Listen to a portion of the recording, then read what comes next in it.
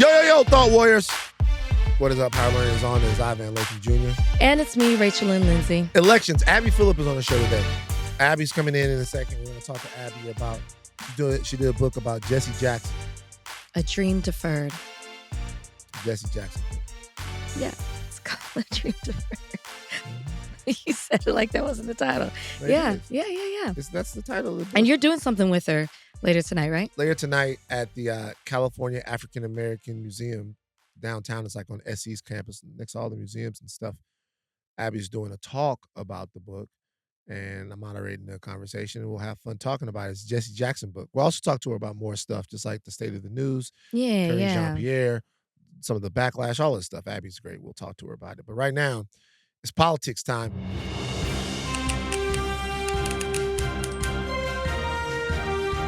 There are elections that are happening next Tuesday.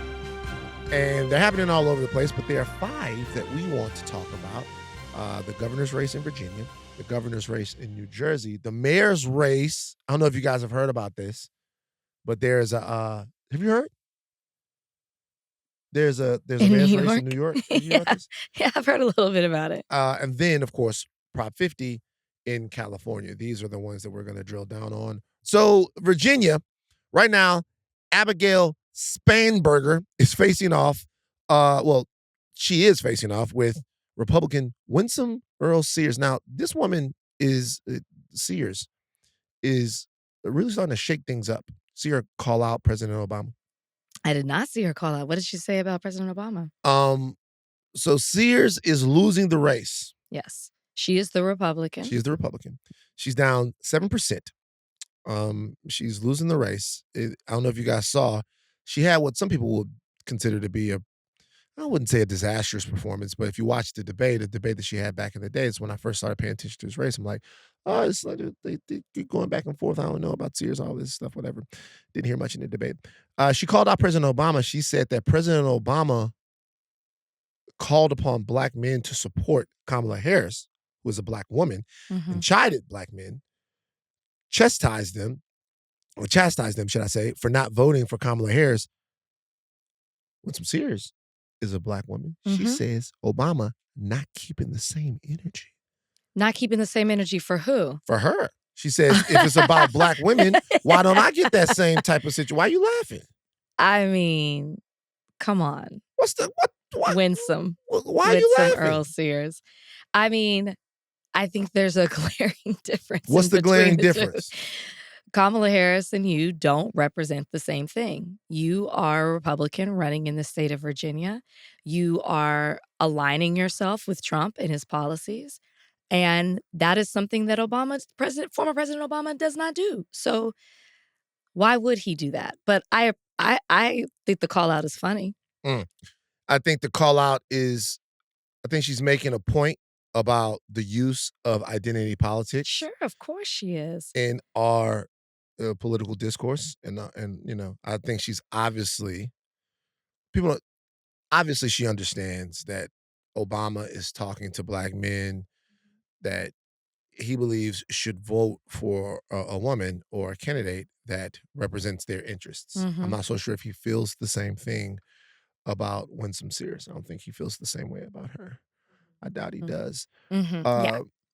She says that slaves did not die in the field so that we could call ourselves victims in 2025. Democrats think minorities can't succeed without DEI, highlighting Virginia as the former capital of the Confederacy. Oh my God. Look, I'll be honest with you. There's not much to say. She's cut from the cloth. She's got all the talking points, especially particularly when being a Black Republican, she's got those down. Right. We're not victims. Let's get rid of DEI. She's against transgender policies. It's just like a checklist. She wrote a Christian self-help book entitled "Stop Being a Christian Wimp." Stop it. All right. But she is someone who has gone out into business for herself for a long time. We're talking a lot about her in this situation because this is kind of what we are discussing. Let's move back away from the discussion of this particular candidate and a discussion of how we should reconcile intra-community politics as far as our relationship with Black conservatives. There are Black conservatives in this country that feel like they are not accepted as a part of the Black intelligentsia, that we do not include them in conversations, not just them, but we don't include their method of thinking inside these conversations. Now, let me ask you a question. Let's say that there's no apparent anti-Blackness baked into this.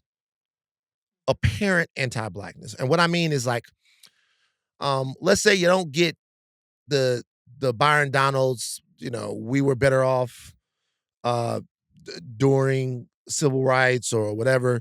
You don't get some Pre-civil rights. Pre-civil rights. You don't get some of the obvious sort of cozying up to the worst parts of the Republican base. So you're taking that out. Well, this is what I'm attempting to do. I'm attempting to do a thought exercise that divorces itself from the plain reality that a large portion of the Republican base is just straight racist. And in order to be a Black Republican, a Black conservative, you have to make yourself palatable to that. So what you have to do a lot of times in order to be accepted in those rooms is be a voice that is hypercritical of Black culture, of issues within the Black community, and you have to kind of stand as somebody that constantly tells Black people to pull their pants up. Now, let's say we, in some way, How can you do it? Can we do it? We're talking about fucking Winsome Sears here. But I think I think that that's actually why they feel that. Like, that's why they might feel neglected, because you can't divorce the two. You can't. Okay. Can we just try? Can I just get the question? Because you're not, as a Black woman, you need to show more solidarity with Winsome Sears. Okay, we have nothing in common. You don't know that. We have nothing in common. You don't know that she a Delta? Is she? Yeah. Damn. I just made that shit up. You believed it. Crazy. Well, why would I think you would lie to me? Are we having a thought conversation or what? Oh, I'll tell you what, though. I'm looking at Winsome's old picture from back in the day. Shit, nigga. Okay. Put the picture of Winsome Sears up from back in the day. My point being is that the reason they feel like they are not a part of the conversation is because they're doing the very thing you don't want to talk about. I think if they didn't, because, like, I guess I'm trying to think of. I'm asking you, is there room? Forget about the anti-Blackness that runs rampant inside of the Republican Party. You can't forget about it. Guys, I know I'm listening. I can feel the audience, and you guys are slamming your headphones down right now. You're cursing out your children. Your van's doing it again. Is there room for small government, fiscally conservative, socially conservative Black voices to have substantive conversations and debates with? Now, the problem, as we already said, is you start living in a DEI sucks world. You start living in a tragic Blackness world. You start living in it's okay to teach an ahistorical version of history world and all of that. But as far as what is supposed to be, what if you don't believe in a lot of government spending? What if you are pro-military? What if you are highly capitalistic? Are those conversations worth having intracommunally when we're talking about someone like a Winsome Sears? Are they worth having to you? No. Okay.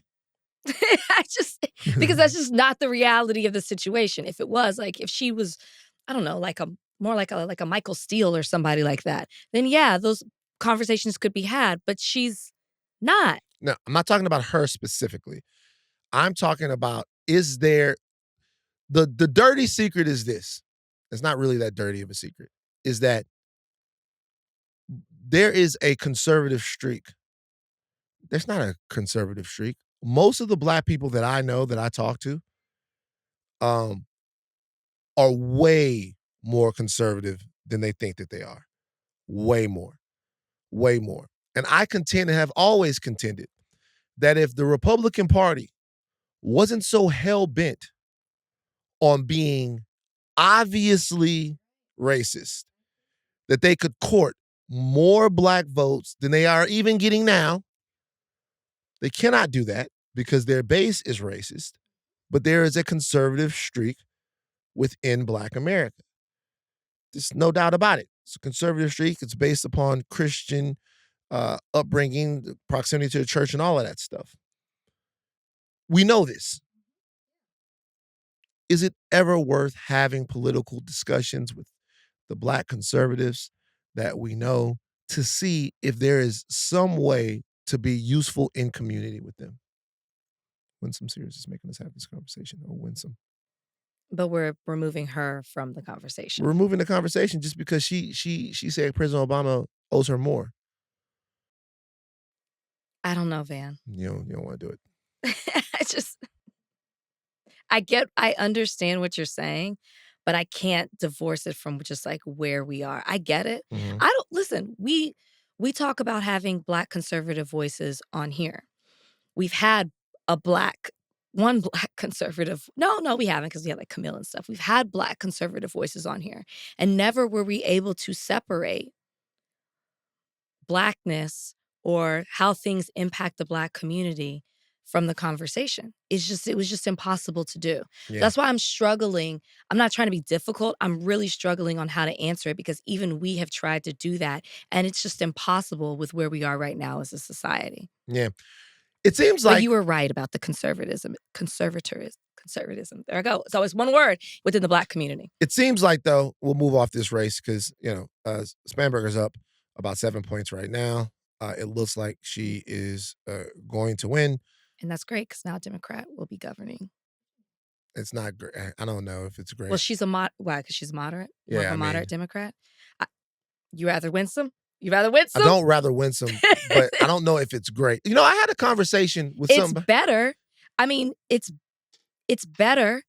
I gotta look up before I say it's great. I gotta look up Spanberger. Let's do all this together. You gotta look up who is funding her. Yeah. I will say that there's a thing within. So Virginia is one of the states where voting rights are not automatically restored once your sentence is complete as a felon. Right. And she is somebody who supports allowing felons, once they've completed their, to be able to vote. Mm. And so statistically, because of this law that exists within Virginia, that affects 1 out of 8 Black residents. From the conversation. But that is one thing that is a benefit that Winsome has not said that she would do. So I had a conversation with somebody who was asking me why I'm not a Democrat, and talking about coming into the Democratic Party and stuff like that, and how we need to have voices in rooms. And this lady, who's very brilliant, made a very good case about this. We talked on the phone. But I do think that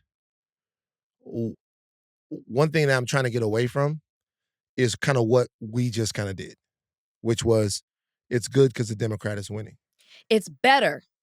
Would you like for me to use that word? I would rather have her, just like for the one example that I gave. I'm not saying she's a perfect candidate. I'm not asking her to be. I understand she's a moderate, which is why I was like, oh, is that why? But she does support things that I'm more aligned with than I am with Winsome Earl Sears. Yeah. So maybe the word I should have used is better, but the fact that it's now being taken away from being run by a Republican governor. We've seen what Republican governors do within their states. Sometimes, not all of them, but 2 states, particularly where we come from. That is who I would rather have. So I'm not going to stop saying I'd rather have that than the other. You are right. I do wonder, and I want people to respond to me, if it is better for us right now to adopt a very specific analysis when it comes to politicians.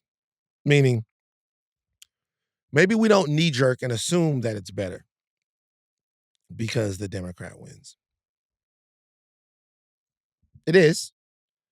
But maybe in the times that we're in right now, where we are sort of redefining what American political effectiveness is, maybe we should always just go person, policy. Richie Torres is a Democrat. Yeah, you know what I mean? It's so to me, I'm really the specificity of You're not wrong. the specificity of these things to me is really important. I'm just out of the situation now where I see the D and I get happy.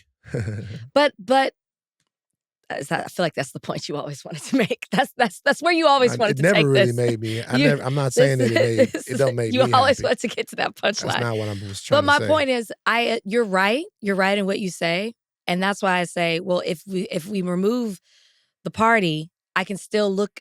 I don't know all the policies between these two that are running, but from what I do know so far, that is the one that I would rather. Mom align Donnie with. is up 10 points in the mayor's race. Cuomo, Sliwa. Sliwa, who I would never vote for in a million years, but is one of the more entertaining people to watch on the debate stage and in interviews. Don't know what it is. Sliwa kind of has something, would never vote for him. Mom Donnie seems as if he is going to win. I should say this. There are people that are sowing discord by using polling to suggest that Cuomo is making a late push. And when I say sowing discord, what I mean is that they are trying to crater the momentum of Mamdani by saying that the momentum is slowing, that he could lose, that Cuomo is picking up steam. We're seeing Cuomo go places. We're seeing all of the big moneyed interest come in on Zohran Mamdani late. We're seeing all the Islamophobic attacks. We're seeing all of the old videos pop up. People talk about the old videos, resurface the old videos. It seems like he's going to win anything anyway. What does Zohran Mamdani and his potential win, what does it mean? The fact that he is seemingly surviving all of these attacks? Well, I mean, I think it's important to note that this is what the New York City people want.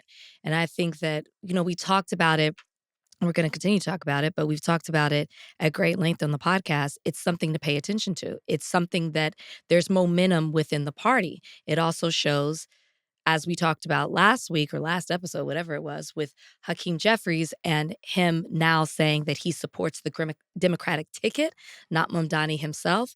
It shows that there's still not the full support within the party. So, I mean, is this the direction the party is going? I think Schumer that's the refused to question. endorse That's what I'm just saying. today or just yesterday.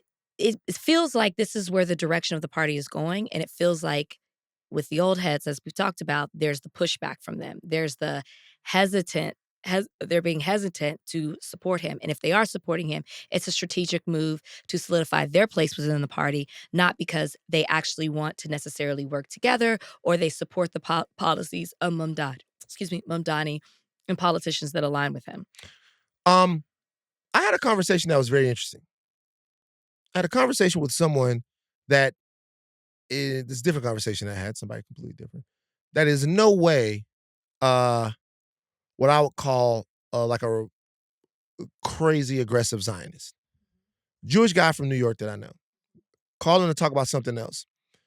Started having a conversation. He said something about Zohran Mamdani. And I was like, wait, what? And he started talking. And I was like, wait, like you believe that shit? Like you believe? He was like, yeah. He believes what? He feels less safe as a Jew in New York. Why? Because he has a belief.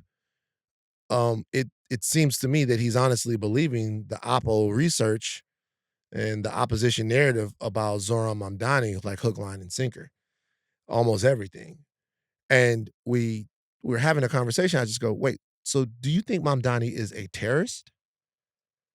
And he goes, no, I don't think that he's a terrorist. But he goes, I think that his election might signal something to people that made them more brazen, that makes them more brazen to attack Jews in New York City.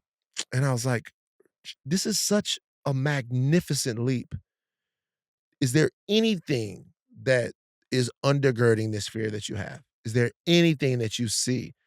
Have you seen a rise in anti-Semitic attacks since Zoran Mamdani won the primary? He talked about the anti-Semitism that he's faced and went through since October 7th. And he's also talked about his children and his wife and all that. And we've had the discussion. And, anytime somebody tells me that, and somebody I know tells me that they're scared, I'm going to hear them out. I'm going to hear them out. I'm going to listen to them. I'm going to listen to Yeah, them for express sure. themselves, talk about it, and try to talk them through it. But that was the first conversation that I had with somebody that actually believed any of this stuff. Because from my purview of it, I summarily dismiss all of this as just what I believe it to be: racism, bigotry, Islamophobia. Someone that would stand up and tell you that you're going to be less safe as a Jew in New York because Zoran Mamdani is elected.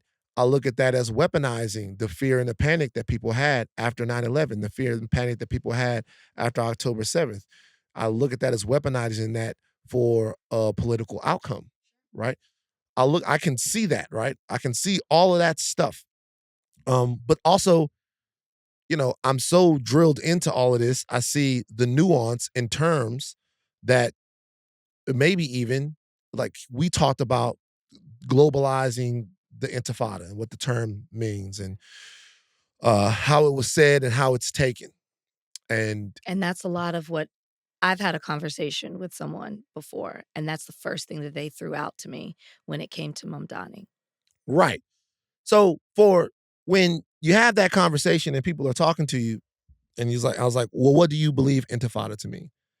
Like, what is intifada to you? What does that term mean? And you could talk about the first intifada, then you could talk about the second intifada, then you could talk about what globalized the intifada means. You could talk about how the term is used, what actually an intifada actually is, right?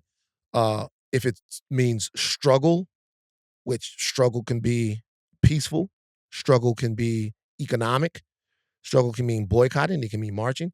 If it's inherently violent, and what I realized is that in talking to this person who is like legitimately a lovely, lovely, lovely human being, just didn't take very much for him to believe the absolute worst about Mamdani. And there it is. Just didn't take anything. It takes Herculean leaps to believe the worst, a lot of people, about Donald Trump, about Andrew Cuomo, about just any number of politicians that I could throw out there. Just it just takes a lot. It takes a lot to believe that these people are cynical. It takes a lot for people to believe the truth about Israel. Like you just can't make them believe it. It doesn't matter what happened. You can't make them believe it. You can't make them believe that there has been there's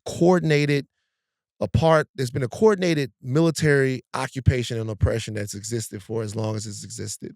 Then on top of that, an apartheid state that's existed for as long as it's existed in the West Bank, the coordinated occupation in Gaza, then the attacks on neighboring countries.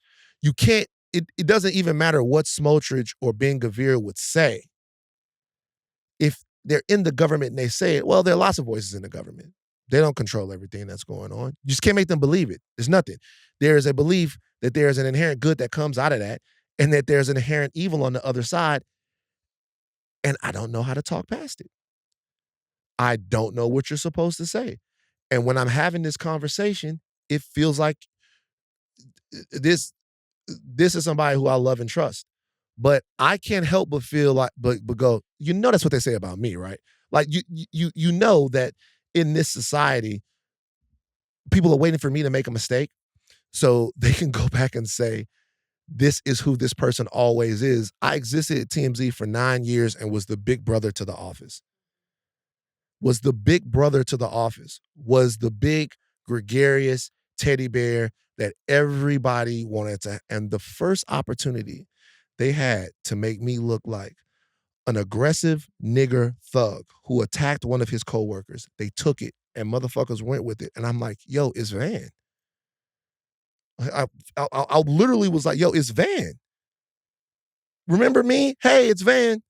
It's like, and so So you feel like they always maybe had a feeling that you were it was possible for you to play into that stereotype, so for you to fit that I stereotype. think that it's easy for people to look at Zohran Mamdani or other people like him that are in the same ilk and believe that there is some part of him, something inside of him that wants to hurt the people that they love. Can I push back and say, because your friend that you're talking about in particular is scared, right? He's scared Definitely scared. for his well-being. By the way, for the I got through to him. Great, that's beautiful. For who are scared, and well, I'll try to remember this thought. He is scared for himself. He is scared for his community. And the other side is successfully playing on that fear. Could it be that, and I'm not saying I agree with this, but could it be that he's not looking at Mamdani as far as he's capable of that, but somebody, and I'm not saying that this is any better, somebody looks at him and maybe thinks that he represents something, and that empowers them or emboldens them to act on the very thing he fears on. Did that make sense? Do you understand what I'm saying? No. Say it again. What were you about to say back? I was about to give you the best possible answer I could. That's what I do. So your whole thing is how he looks at Mamdani. He looks at Mamdani and thinks certain things, and this is why he feels a certain way about him, right? Mm-hmm. Whether it's xenophobia, whether it's racism, he looks at him and he feels that way.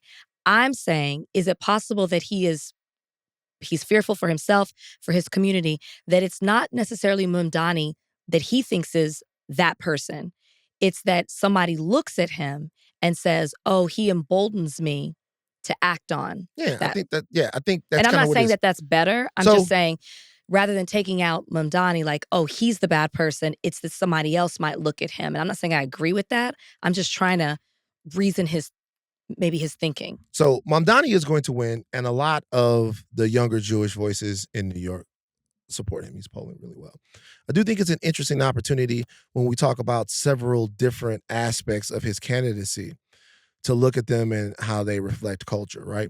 Number one, you have the reluctance from the Democratic establishment to embrace him. That reluctance is twofold.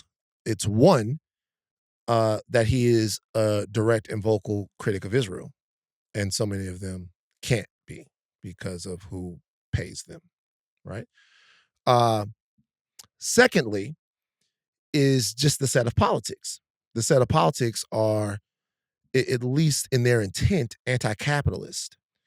And those politics being anti-capitalist change the dynamic of how the political apparatus works.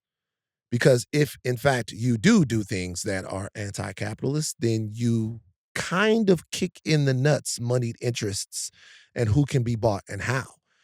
Because we're really getting to a point in America to where if you deliver for working people, then you almost have to say fuck you to the corporate oligarchy that is controlling the country right now. They almost can't be a part of it because they have no interest in the working people of this country. They're not interested in them. They're incurious about the lives of the people that would consume the things that they are making. Like part of a car company in 1965 or not even 1965, in 1957, 1958 was that they had to pay you enough money that you could afford a car. You had to be able to afford what it was that you were making. There's no corporation right now that is employing Americans that really gives a fuck whether or not they can afford the thing that they're actually even contributing to. Like that's gone. You can have them do a service for you. You can manufacture it somewhere else, and then when it comes back to try to have an impact on that person's life, you can do everything you can do to depress their wages, increase your profits, and make sure that there's no federal minimum wage raise. So, like, we're really in a situation to where there has to be a binary set of winners and losers in this situation. Either the working people of America win, or we're in a forever cycle of gangster capitalism that ends with breathtaking societal chaos. So that part of it, from Donnie saying, "Hey, you know what? I'm gonna make the buses free. I'm gonna give, or you can't give it to him free. Can't do this. That's gonna fuck this up. That's gonna fuck this up." I've listened to all the arguments about why freezing the rent is actually bad. I've listened to all of it, but the one thing that I haven't heard from anybody is how what we're doing right now and have been doing for X number of years, how that is benefiting working people. I haven't heard that. You can't hear it because it's a load of bullshit. It's garbage. There's no way you can like argue in any way, shape, or form that anything that's been happening recently benefits working people. You can't make that argument, right? There's too much data. So there's many myriad things that are working as far as people's fear of Mom Donnie. But, you know, one of the things is this, and I have conversations with people around Israel all the time. You know, there are people that have listened to the podcast and DM'd me and asked me stuff about stuff that I've said, and I'll be like, let's get on the phone and talk. Yes, I know you do that. Okay. I just So I'll be like, let's get on the phone and talk. But there's no possible way, and I don't know how to say this. Well, I do know how to say it. I'm just going to say it. One of the most important things that the world community has to do right now, one of the most important things that the world community has to do is be able to intellectually separate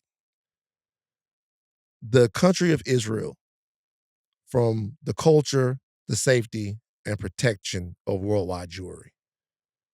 We have to be able to do it. And one reason why we have to be able to do it is because Israel is not responsible enough it's not responsible enough with its own reputation, in my opinion, to represent the safety of Jews across the world anymore. And I don't think it's ever really been. I think that Israel does what it does with such impunity, with such obvious callousness, that if in fact the tying, if the safety and the reputation of Jews across the world is tied to the reputation of Israel, then Israel will fail them in perpetuity. Because what we're looking at now is it's beyond the pale, it's beyond the scope. You have conversations with smart people, and literally you say stuff like, look, I understand, like, what do you want Israel to do? And I'm like, they killed 21,000 children. Like, what do you expect me to say? Like, what do you expect me to say? Do you expect me to say in that situation, you expect me to be like, yeah, they had to do that. It's what has to happen. do you still hear people say that very thing you just Uh, said? all the time. Like, that you talk to? I'm not talking about, like, online and stuff. Like, within your you still encounter people who are like, "Well, what are they supposed to do? This is because of what But happened." understand though, like, so this is the conversation. We can move off this in a second, get to Prop 50. But like,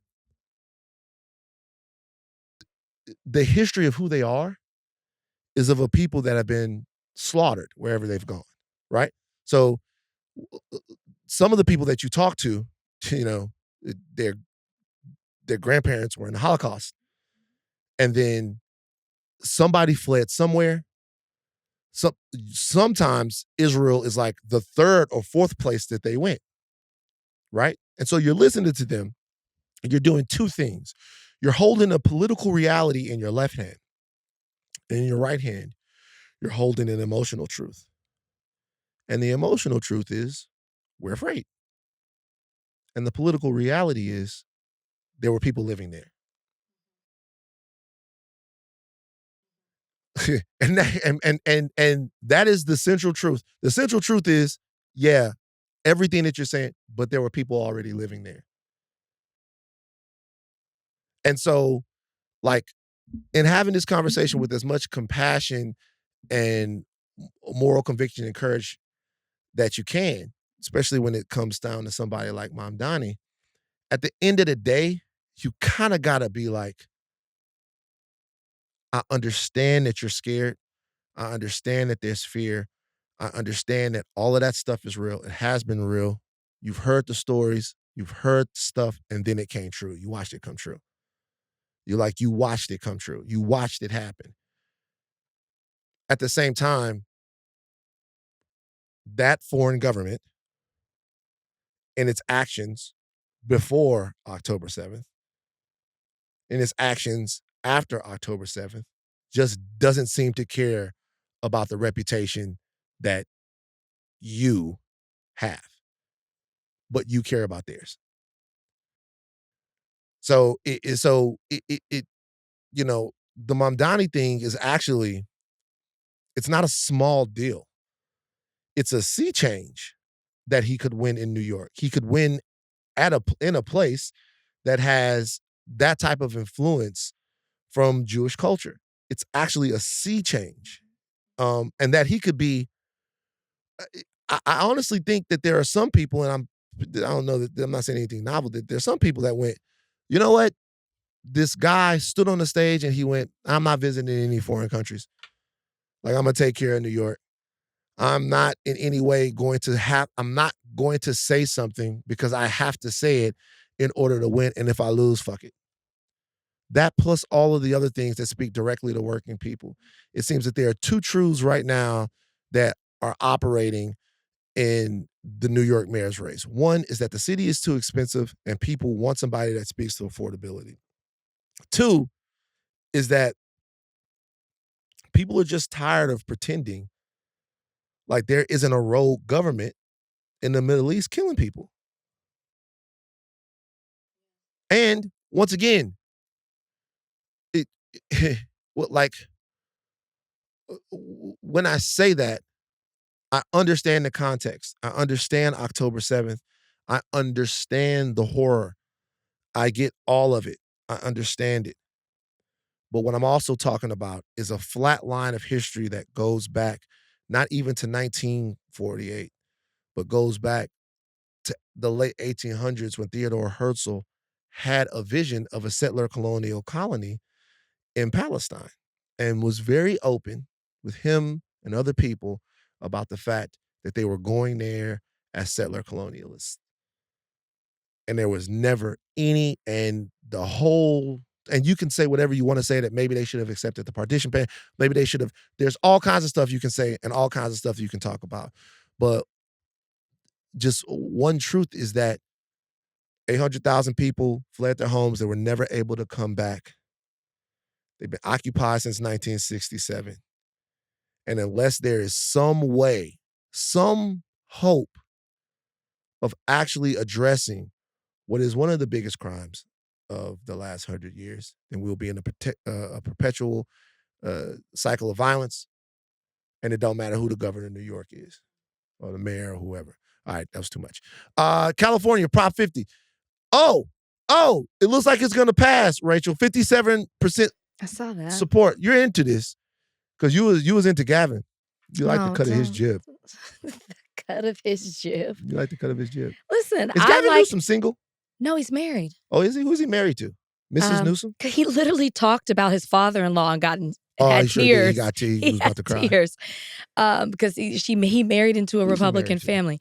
Mrs. Gavin Newsom. Listen, I'm for anybody who is pushing back against what is happening with gerrymandering, what Trump is calling upon Republican governors to do in their states. And I like it. I know there was this thing on social media, I don't know if you saw it, that people were really upset with the Native Land podcast. Did you see that? Native Land. I saw this. People were really upset at their take Shout out to Native Land. People were really upset at their take on talking about Governor Newsom and reparations and really, coming after him for the way that he vetoed the other 4 bills. I think it was 5, 1 passed, 4 didn't. And there was a lot of people who were responding who said, not now. Not now. That's not what we need. And I'm curious as to your take on this, because people were like, we appreciate, and this is where I come from. I appreciate somebody who's fighting back. I appreciate somebody who says, which is what we've asked multiple times for our politicians to do on this podcast. Somebody who says, I see what you're doing. I'm going to fight fire with fire. I'm not just going to say, well, we're better than that. That's not what we do. And then at the end of the day, we're screwed because of it. So, anybody listening to this podcast know we're for Prop 50. We'll be voting November 4th for it. And I'm happy to see that it's getting the support that it needs to pass. Now, is this going to set other states, and we're already seeing it, who are going to do their own redistricting, other red states to combat this? Sure. But I think that what California is doing, which was inspired by the Texas Democrats, is how blue states and politicians that lean left need to be responding to the other side. Mm-hmm. Did you understand? You said you saw what people were saying. Did you understand the sentiment? Did you understand why people were upset with? I felt like they were more so calling out Angela Rye, but I'll say the podcast in general, in their response to Newsom, when Newsom is trying to do something that is anti-Trump. So I don't understand the criticism of native land at all in any way, shape, or form. Okay, so let me tell you guys something right now, and it's so Gavin Newsom came up here, and the AIPAC thing went viral, and then other people were talking about, that we had a conversation with Gavin Newsom that was hard on the governor. I don't even think it was that hard. I don't think we were hard at all. Hard was Larry Elder. Okay. Hard. That was a hard conversation. To ask somebody questions that maybe other people aren't asking does not make it hard. Okay. Whatever. I actually left impressed with the governor. Okay. When I say impressed, I mean he blew the AIPAC answer. But we had to ask it, because if he thinks that's the last time he's going to be asked that, he's fucking living in a fancy world, right? He blew the AIPAC question. But I think it helped him. I think it's going to give him time to now restructure his answer when he's asked somewhere else. Which we talk about that. I think it is, and I also think that it's important to let people know that when people are polled on this issue and people talk about that, then it's like people are not like, they're not fucking around. They've seen something, and we talk about moneyed interest in politics. There's a conversation to be had about the entire corporate.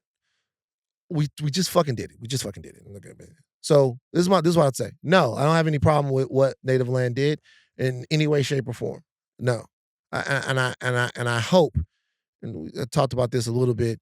I think it was on D.L. Hughley's. I went on D.L. Hughley's. Responded to something that D.L. Hughley had put up.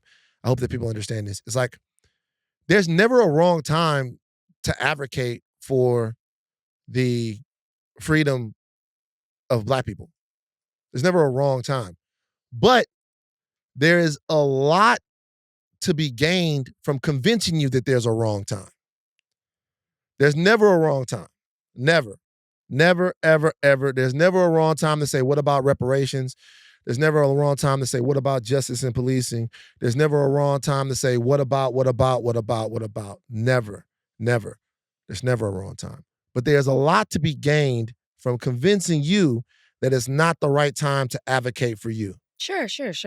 I don't believe in any way saying that Gavin Newsom, disappointed on reparations or on anything else, could or would affect anybody's vote on Prop 50.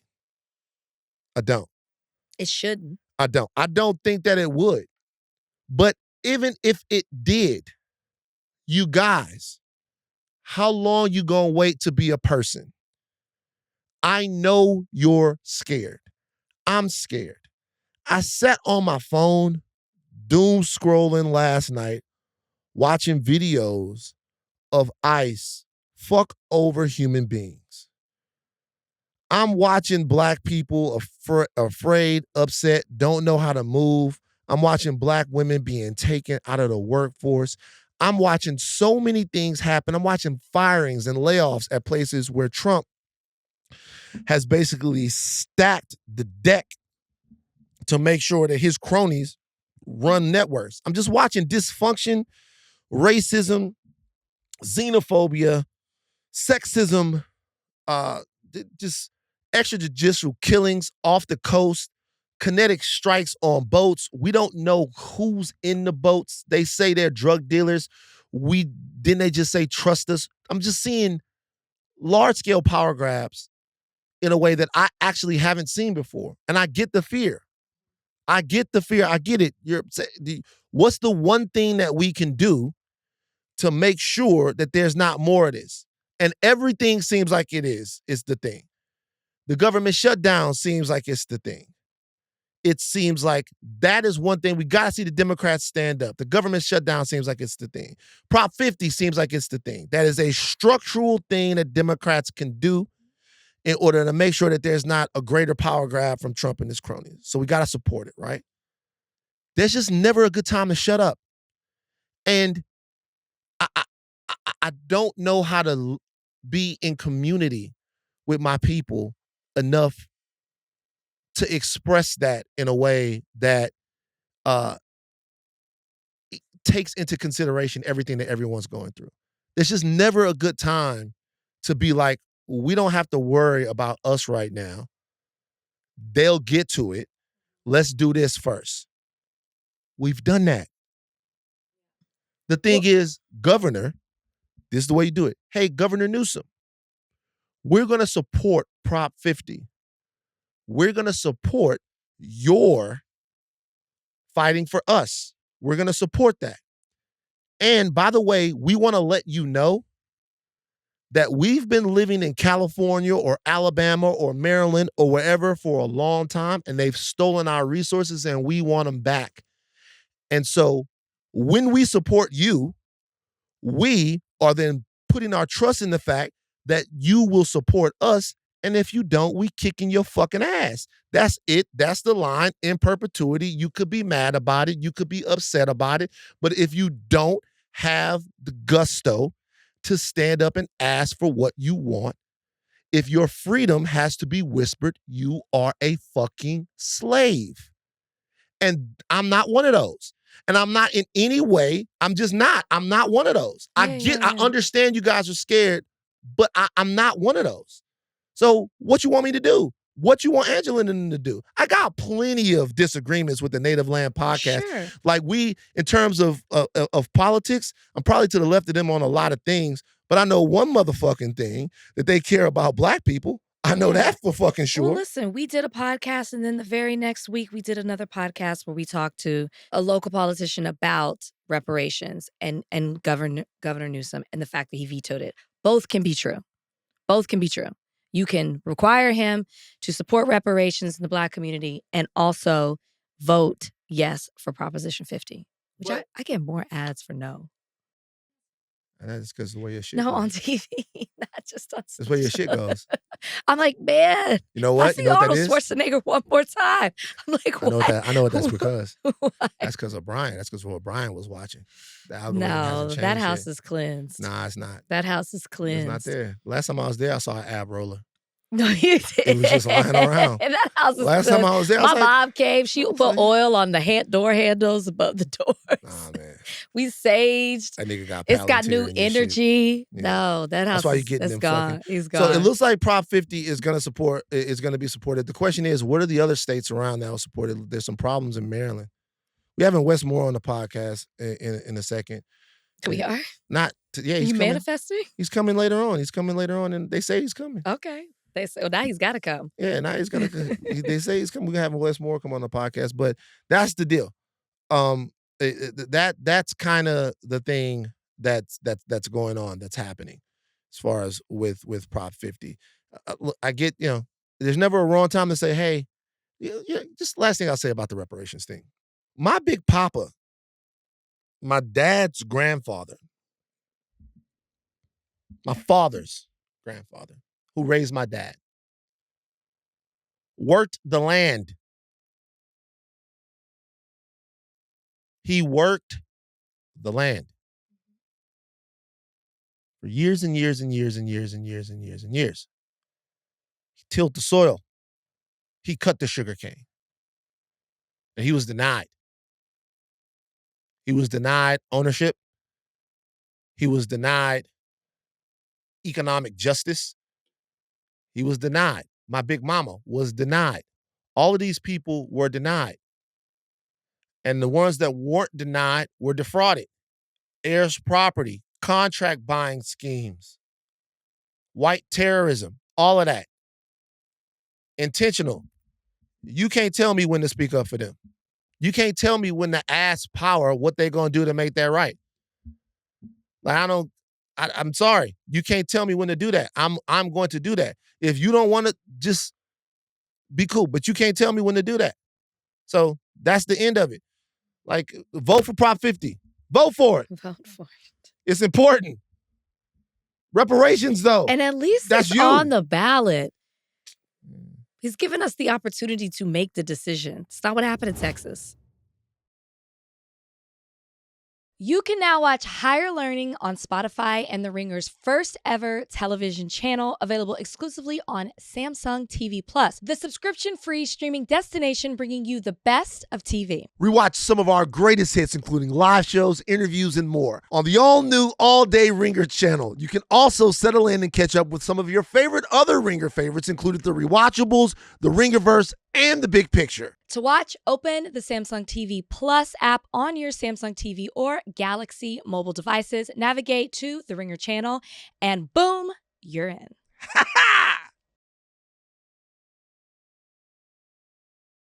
Okay. Higher Learning, we got an interview. We have somebody who wrote a book. Her name is Abby Phillip. You might have seen her on CNN. She's the host of NewsNight. Every night, you have seen me at the table, like, barely holding on. Barely holding on at this point. Okay, there's a lot of things being said, barely holding on, but she has an illustrious career. She worked for Politico. She covered the Obama White House. I know you guys remember him, Obama. She has a book out. The book is called A Dream Deferred, Jesse Jackson and the Fight for Black Political Power. Abby Phillip joins us on Higher Learning. This is the book right here. You guys can get it. Abby, how are you? I'm good. What you didn't say is that you're our star guest. That's not true. You're everybody's favorite. You know that, right? I'm favored because I'm nice. You are. I talk to everybody around. Some people don't, but like, I think there are other star guests. Well, at you the have table. interesting things to say, and you are nice, but you're also very different, which is why we like having you on. So thank you for No hanging problem. on. Yeah. We need you. It's fun. We need you. Let's start with the book before we get into all the other stuff going on in politics. This is Jesse Jackson, and he's on a phone from the old days. It's him. He's very For handsome. those of you who know what that is, that's a telephone. It's a telephone. Okay. Why Jesse Jackson? Well, that's kind of the question that I was asking myself before I wrote the book, because Mhm. I kind of thought, what more is there to say about Jesse Jackson, Mhm. right? Like, everybody feels like he's been around forever. He's been everywhere you can imagine. Anytime something is going on, he's there.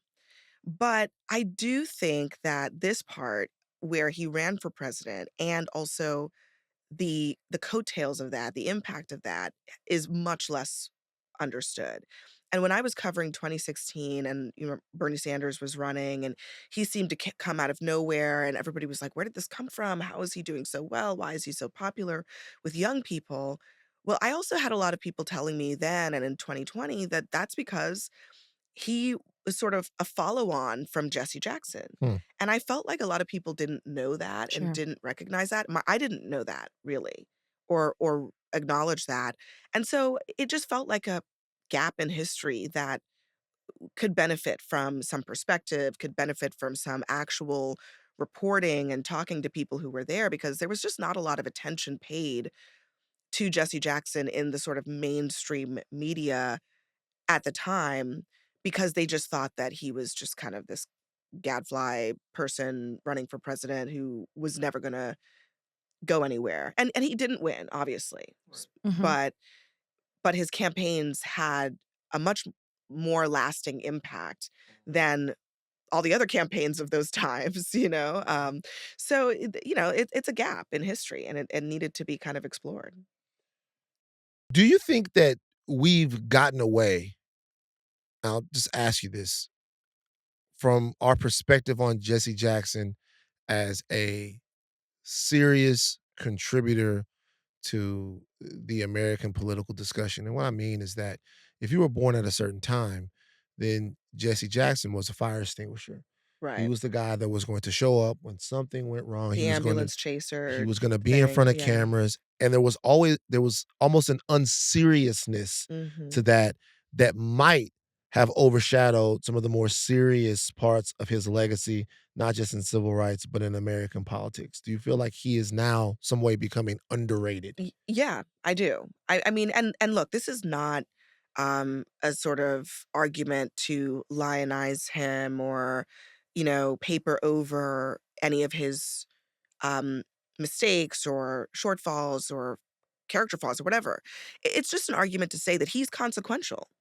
He's just a consequential person, and he did a lot of things that were important, that were lasting, that were incredibly rare. I mean, this is a man who kinda came from nothing and became both one of the most prominent civil rights activists of his time, right up there with Dr. King in that era. He was one of Dr. King's disciples. Then to go on to become one of the most famous Black people in America, maybe even in the world at the Mhm, time. Then he runs for president. While he's running for president, he is going to foreign countries and freeing prisoners from captivity, Americans from captivity.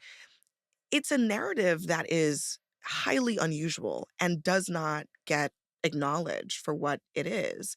And I think some of it is that he was sort of diluted by the ever presence of every press conference, every appearance, every whatever. And I think people around him acknowledge that. There was not a camera that he didn't like, there was not a microphone he didn't like. But I do think that even putting all that aside, you got to look at the man in his life and say, well, damn, he did a lot more than a lot of people ever do mm, Mhm. in their lifetimes. And there are so many chapters of it that actually, people can only hold one or two of those in their mind at the same time. This is one that really gets forgotten. Mhm. And it really shouldn't. mm. The book is called A Dream Deferred. Yeah. Obviously, very powerful, very meaningful title. What do you mean when you use that title in the context of his life and his legacy? Yeah. I mean, a lot of it has to do with that when he ran, it was really not clear that this amounted to anything. Mhm. I mean, I think in the moment it was like, well, he ran for president. It was nice while it lasted. But the deferred part is the critical piece here. The argument that I make in the book is that it did take 20 years, 30 years plus for us to fully understand what the real impact of these campaigns was.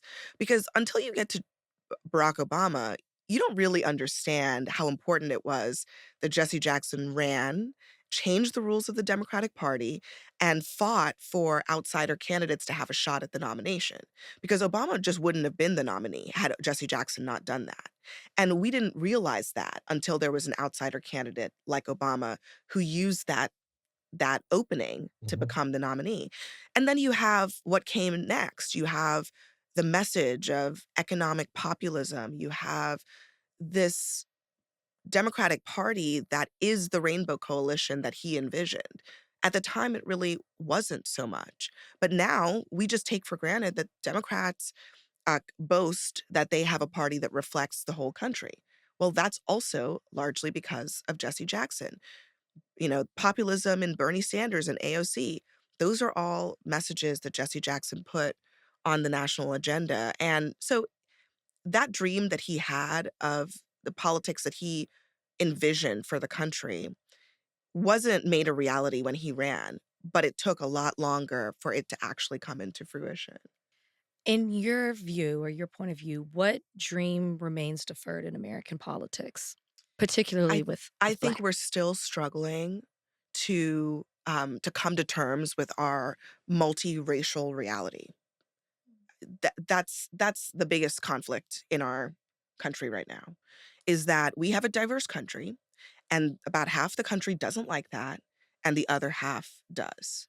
And what Jesse Jackson thought was possible was that you could actually unite Americans around this sort of idea that we have more in common, especially on economic issues, on moral values, but also on economic issues. And I think that that's still the hardest challenge. I mean, w- with Trump, he has sort of broken open the divides in this country, and white voters have shifted even further away from a belief in the value of a sort of diverse nation. And so I think that's the biggest one that's left. And if there is a candidate, regardless of perhaps what political party that they're in, but especially if you're a Democrat and you believe in diversity and you believe in that, um, you got to figure out how to do that, not just on the basis of race or gender or sexual orientation, but taking all of those things and saying, it, we value that about you, but the real thing that we have in common is that we all want to live in a world in which we all can thrive and we can all have a sense of hope for our future, et cetera. Last question about Jesse Jackson. Maybe not. Maybe the whole thing will be about. Maybe, Do maybe you not. think that civil rights leaders are penalized for survival? I do. I think he was in particular. In particular, yeah. Dr. King is lost in such a devastating and dramatic way. Medgar Evers, obviously, the list goes on and on and on and on. Malcolm X, that we are able to exist in a certain period of their lives Yeah. and really talk about things that they did.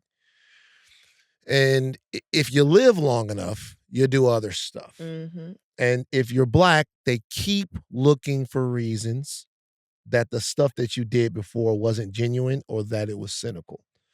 And the reason why I ask that question is very specific. I remember when Nixon died and I was a Mm. kid.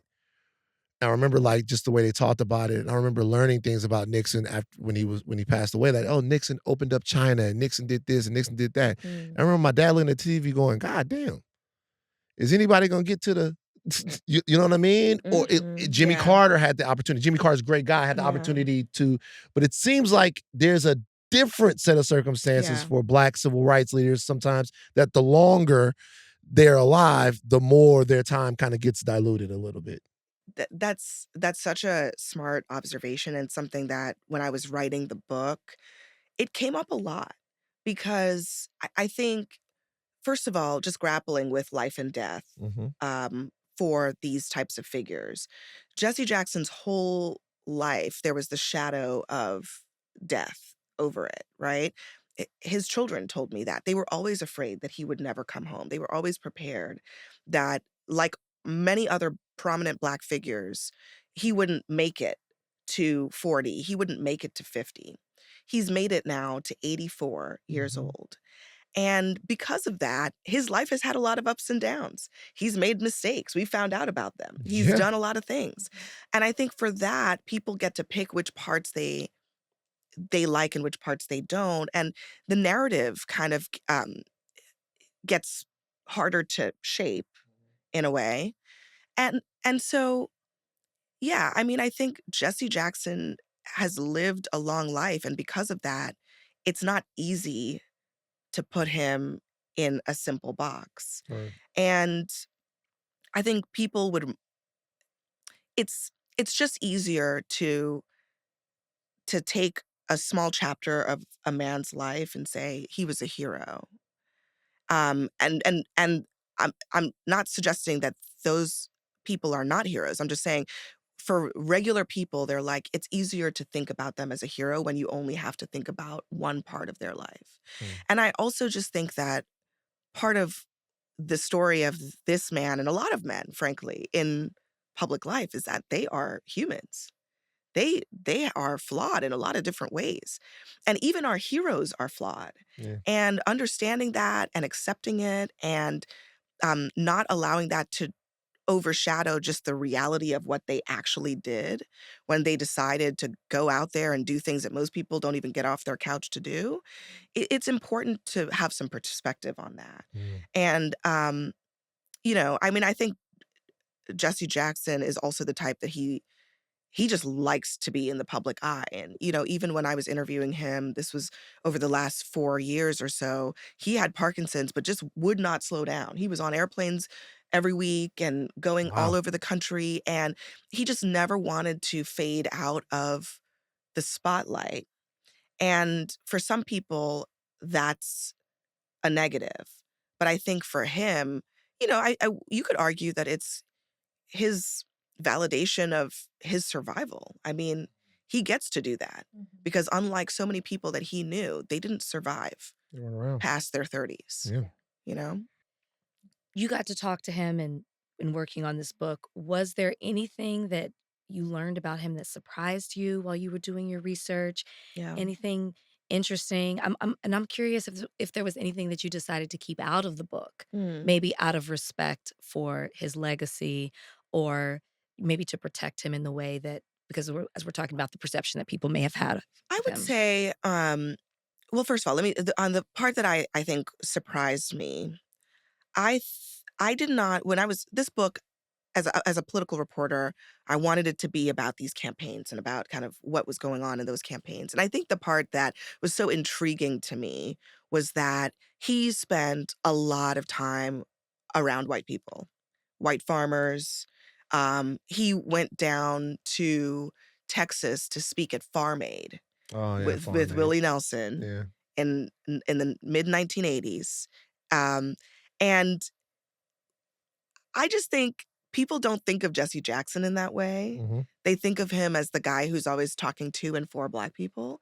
But I was just surprised by the amount of time that he spent cultivating relationships with white Americans and literally going to those places, the corners of the earth that a lot of Black people don't want to step foot in, and saying to them, I have a message for you.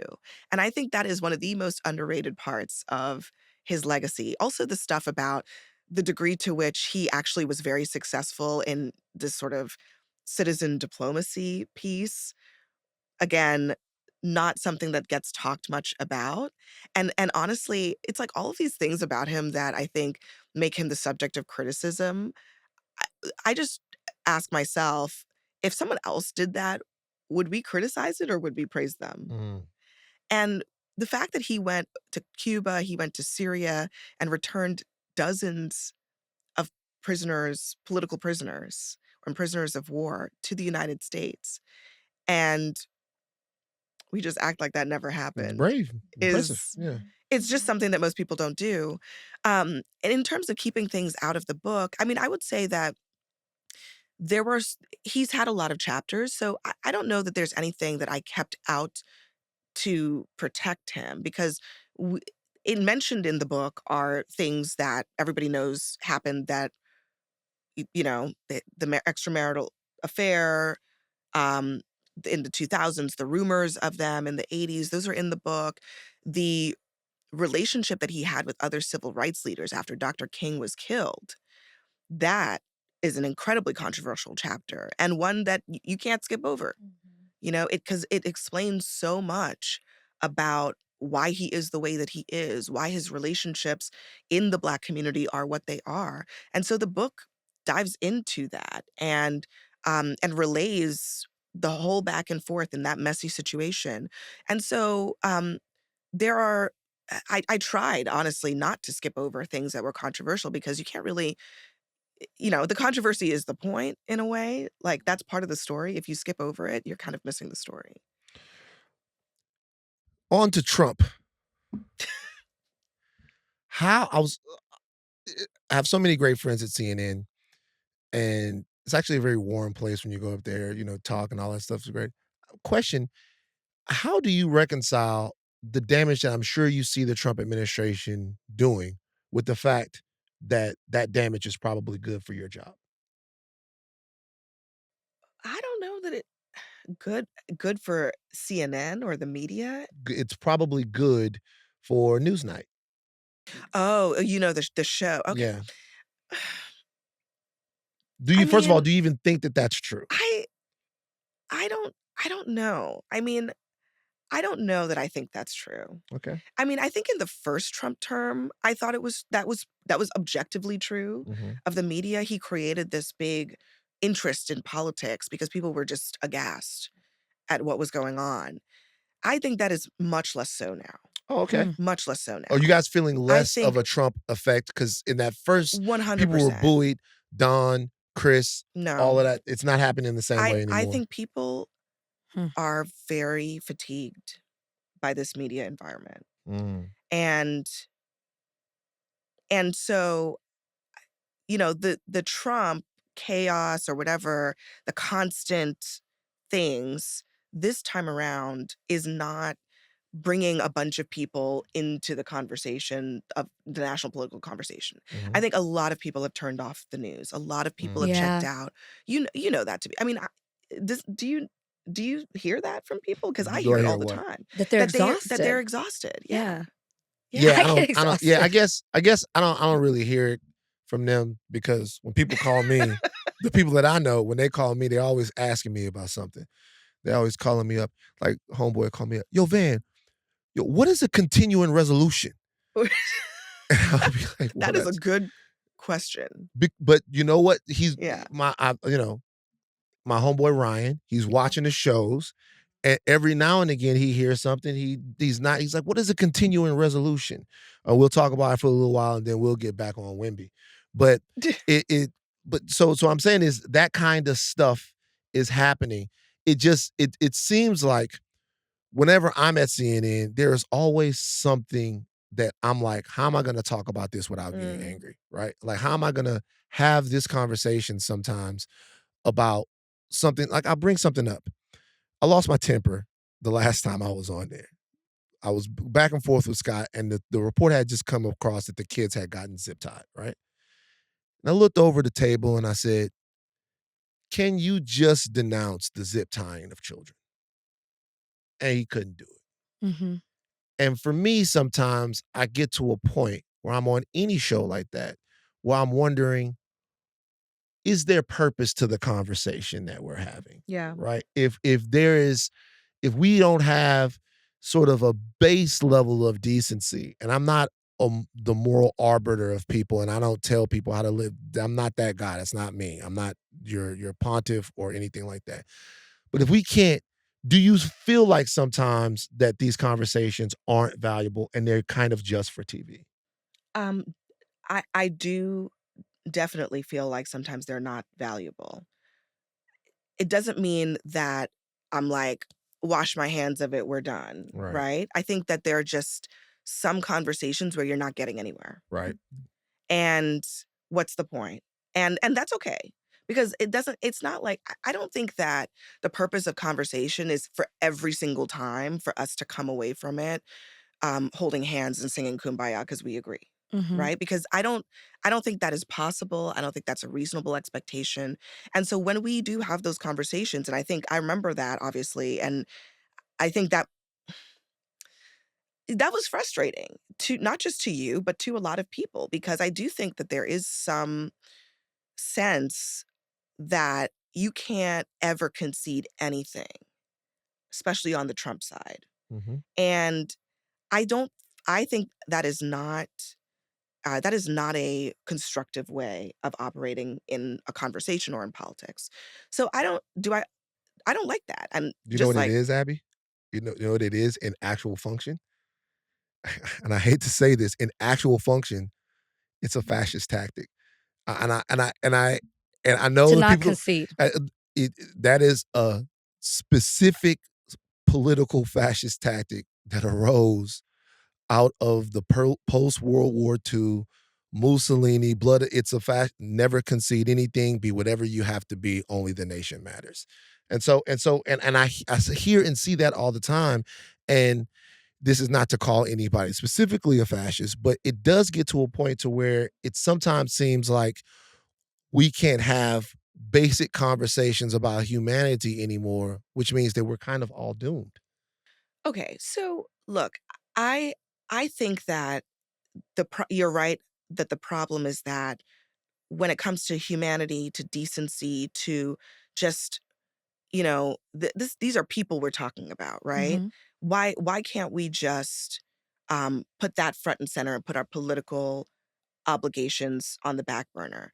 And I think our that increasingly we are not able to do that. But the one thing I would ask, I mean, this is just a question I have for you. I'm not discounting the sort of diagnosis of fascist tactics looking like this. But I also think that I think this is becoming just a feature of our politics in general. Mm. Because, for example, when we all saw what we saw on the debate stage with Joe Biden, we had a lot of Democrats telling us we didn't see it. Yeah. That's facts. Yeah.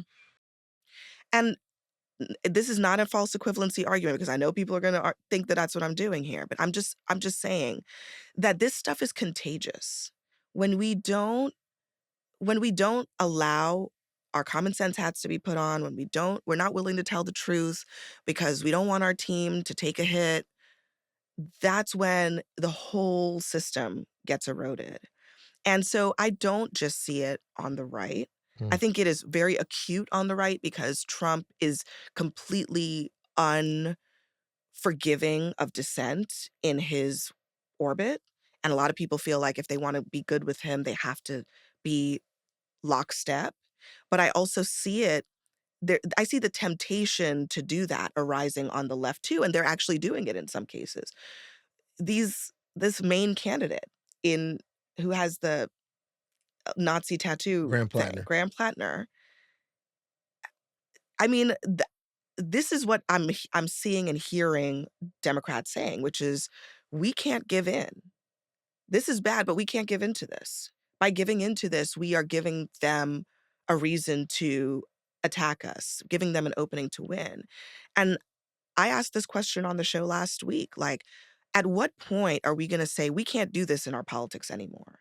That some things, there are lines that people can't cross. And I think it's a sign of our times. And I think everybody is feeling emboldened to do that now, and it's dangerous. Mm.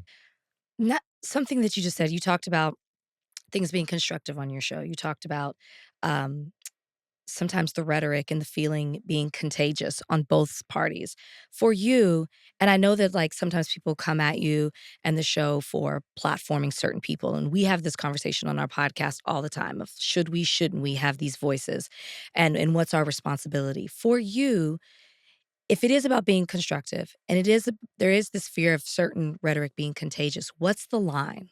Yeah. How do you find the line for what you have on your show? I think that, first of all, we are Ryan willing. and Mehdi. What? Ryan and Mehdi. Ryan and Mehdi. Oh, I the was gonna follow up on Ryan that. Yeah. Gordusky and Mehdi. Okay. So, yeah, I mean, but that's like an obvious line Yeah. to me, right? You say you suggest that someone's a terrorist and say that you hope that they don't get blown up.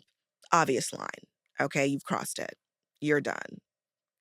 And look, that moment was pretty much everybody in the moment in the studio when we have Ryan was not the only Republican at the table. We had another Republican at the table. Everybody in that moment was like, wow, I cannot believe that guy said that. Mhm. That's crazy. He knew at the time, Ryan did, that he had messed up. Okay. So in retrospect, everybody likes to pretend that it's other than what it was, but everybody knew that was a clear line.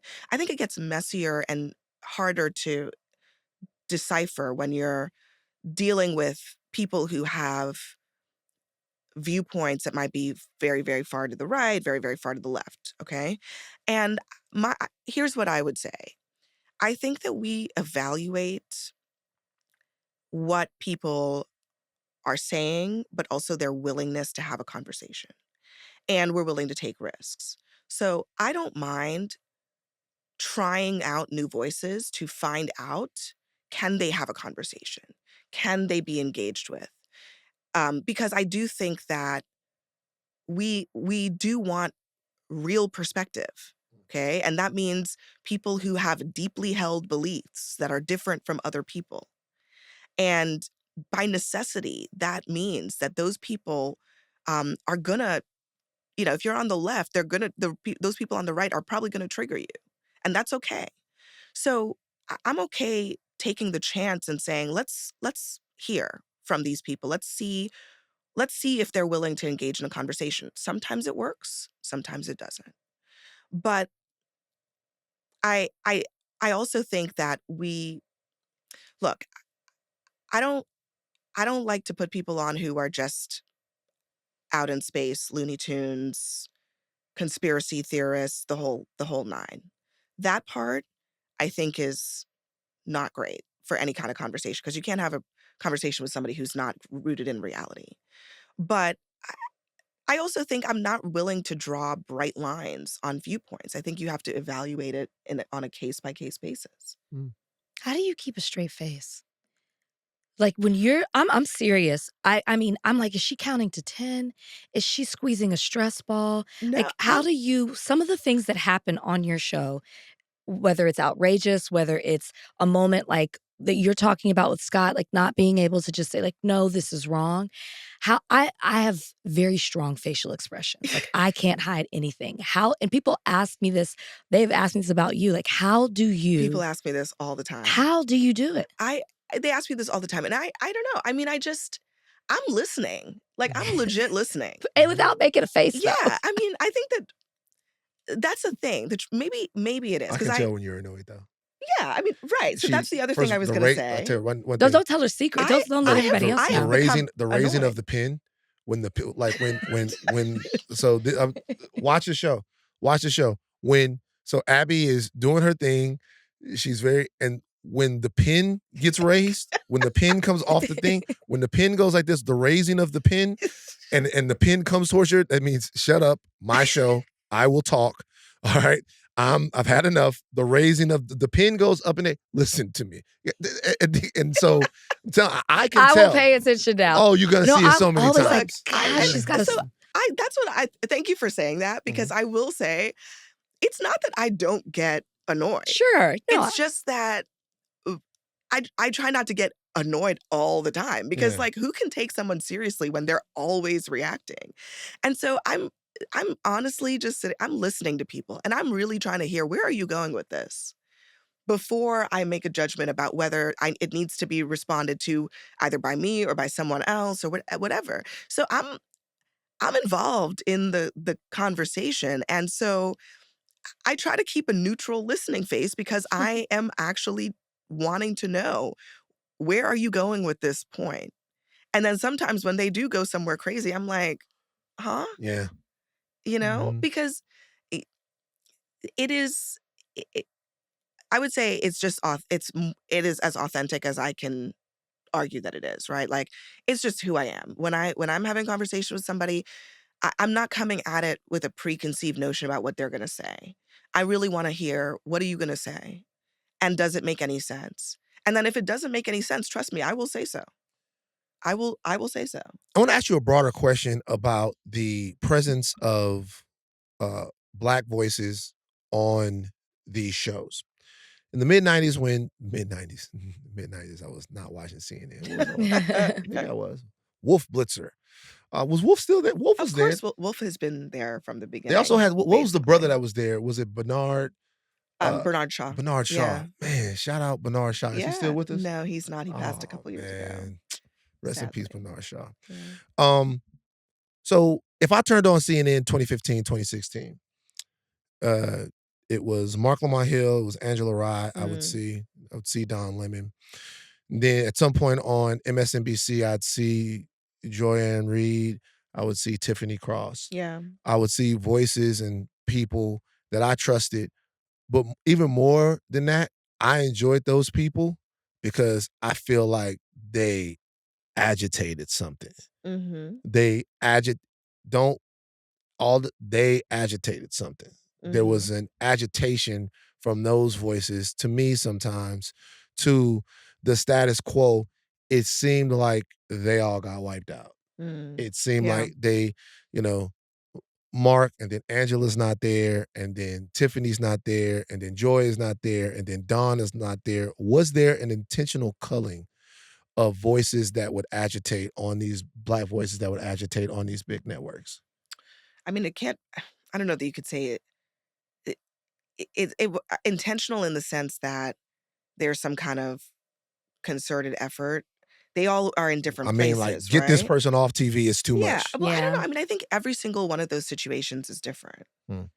But I mean, but your point is well taken that the people who kind of shook the table are not as much Mhm. there. I mean, I don't know that I can make a blanket statement about the why or the why of that. But I do think you're right that it has created a void. And it's also one of the reasons that I think people are kind of they're sort of bored by the classic voices that we typically see on television these days. You know, the just and this is what I talk about a lot in terms of how we try to find new people to come on our show, which is that I think people are kind of sick of the political pundits just sitting there. We're all just like the Democrats' position and the Republicans' position. Everybody's just talking past each other. And I think that that's kind of taken hold in recent years for whatever reason. And I do think that you're right that all of those people were not quite like that. And they did something different and they put something different on the table. But the media business is tough. You know that. I You know do. that. It's a tough business. And we don't every single they all left at different times. Mhm. They all um have their own stories around why that was. But I think the bottom line is that,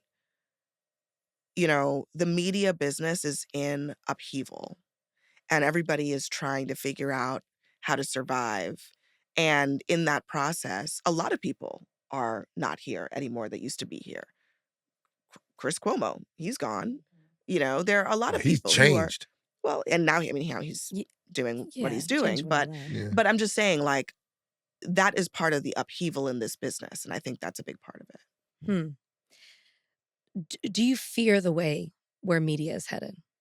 And I don't just mean, like, traditional media as, like, the way Yeah. everything is coming together as one. I just mean, like, the way information is being Yeah. put out there, which I do love about your show because you do, like you said, bring different voices from podcasters, and it's not in the traditional sense. But with that, do you fear maybe your position just as a Black woman, but Yeah. also what you represent in traditional media? Well, I mean, look, I don't take my position for granted because Mhm. I, I know the score. Yeah. It's nobody's entitled to these jobs. So while I'm here, I'm here. But yeah, I mean, I think actually I am concerned about the information space, about the media. I just think we're we're not really headed to a good place when there's no validation of information out there. People have nowhere to turn to know if it's real or not. And I see every day trained journalists getting bamboozled by lies and hoaxes online. So imagine what a regular person is doing. They're Mhm. struggling, they're drowning in this ecosystem. And that's not good. Mhm. Like we have lost, it's not just a loss of trust and faith in the media, but we've lost the ability to validate what's real and what's false. And that's getting worse because AI is playing a big role. There's no such thing as verification anymore because now you can just buy a check mark. We don't know who is who anymore. Yeah. And that's a real problem. And that's not even including the consolidation in the media that I think um, is like in every industry when you have consolidation, it's less competitive. So what it's going to do is push a lot of people to the internet, which is kind of the wild, wild west. And some of that is good, but a lot of it is bad. And so I hope that more of the good starts to kind of coalesce into something that people can really hold on to, where they create their own sort of um their own sort of values for how people know to trust them and build a kind of new ecosystem there that can compete with the mainstream media ecosystem that is rapidly consolidating. But for now, I think we're still kind of in the Wild West. Mhm. And if you're a regular person out there, I don't blame you for being like, how am I supposed to figure this out? Have you interviewed President Trump? I don't remember. I've spoken to him. I You've spoken haven't to him. sat down for an interview with him. Do Yeah. you think that President Trump has, I mean, when we hear the way he talks about black women, it's low IQ this, it's not very smart that, um, there seems to be a specific animus that he reserves, in my opinion, for black women to a degree. I've heard him say it about other people, but I just keep hearing the same refrains. Do you think that President Trump respects the intellect of black women? I don't know. I honestly don't know. Mm. I mean, when I had that moment with him, who knows what year that was, but he was like, "You always ask stupid questions," whatever it was, at Right. the White House. And people asked me that very same question in that moment. And I think Trump doesn't like being challenged, especially by the media, but he does not like being challenged. And I think particularly, perhaps, doesn't like being challenged by women, but I think you can make a pretty good argument that he doesn't reserve his firepower for women, very clearly. Many other male reporters are on the receiving end of it too. So, do I know whether he has animus toward black women? No. I'll let other people speculate on that. But do I think um, that he also knows when to kind of make a moment? Mhm. Yeah. Mhm. I think I think he knows when he's creating something that people are gonna talk about. And whether it's me or my dear friend Yamiche Alcindor or whoever, April Ryan, Caitlin Collins, you name it. He knows how to make a moment of it. And the reason I say that is because I've also been in rooms with him in private, and he doesn't necessarily conduct himself that way. So, You say he's a nice guy? You like him? That's no, what they no, say. well, People say well, what he's I would say charming. is You like that that? You like what I would say is that Rachel likes him. I do not. I'm Ra- telling you, Please. you guys, Abby? you guys, Rachel, do you remember the whole cat named Vagina thing? Remember that he was uh, on CNN. He says he has a cat. She has a cat named Vagina.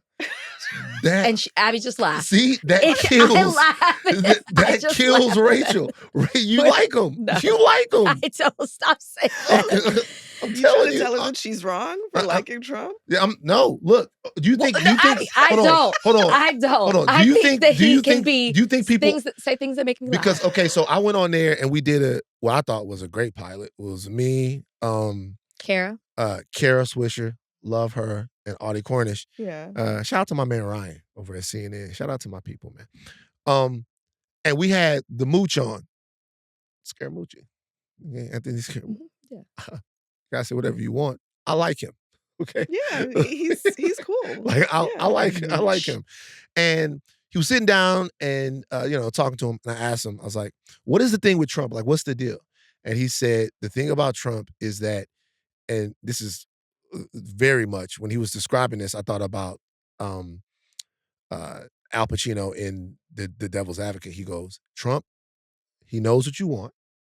Right. And then when you're close to him, he commits to getting you what you want. Right.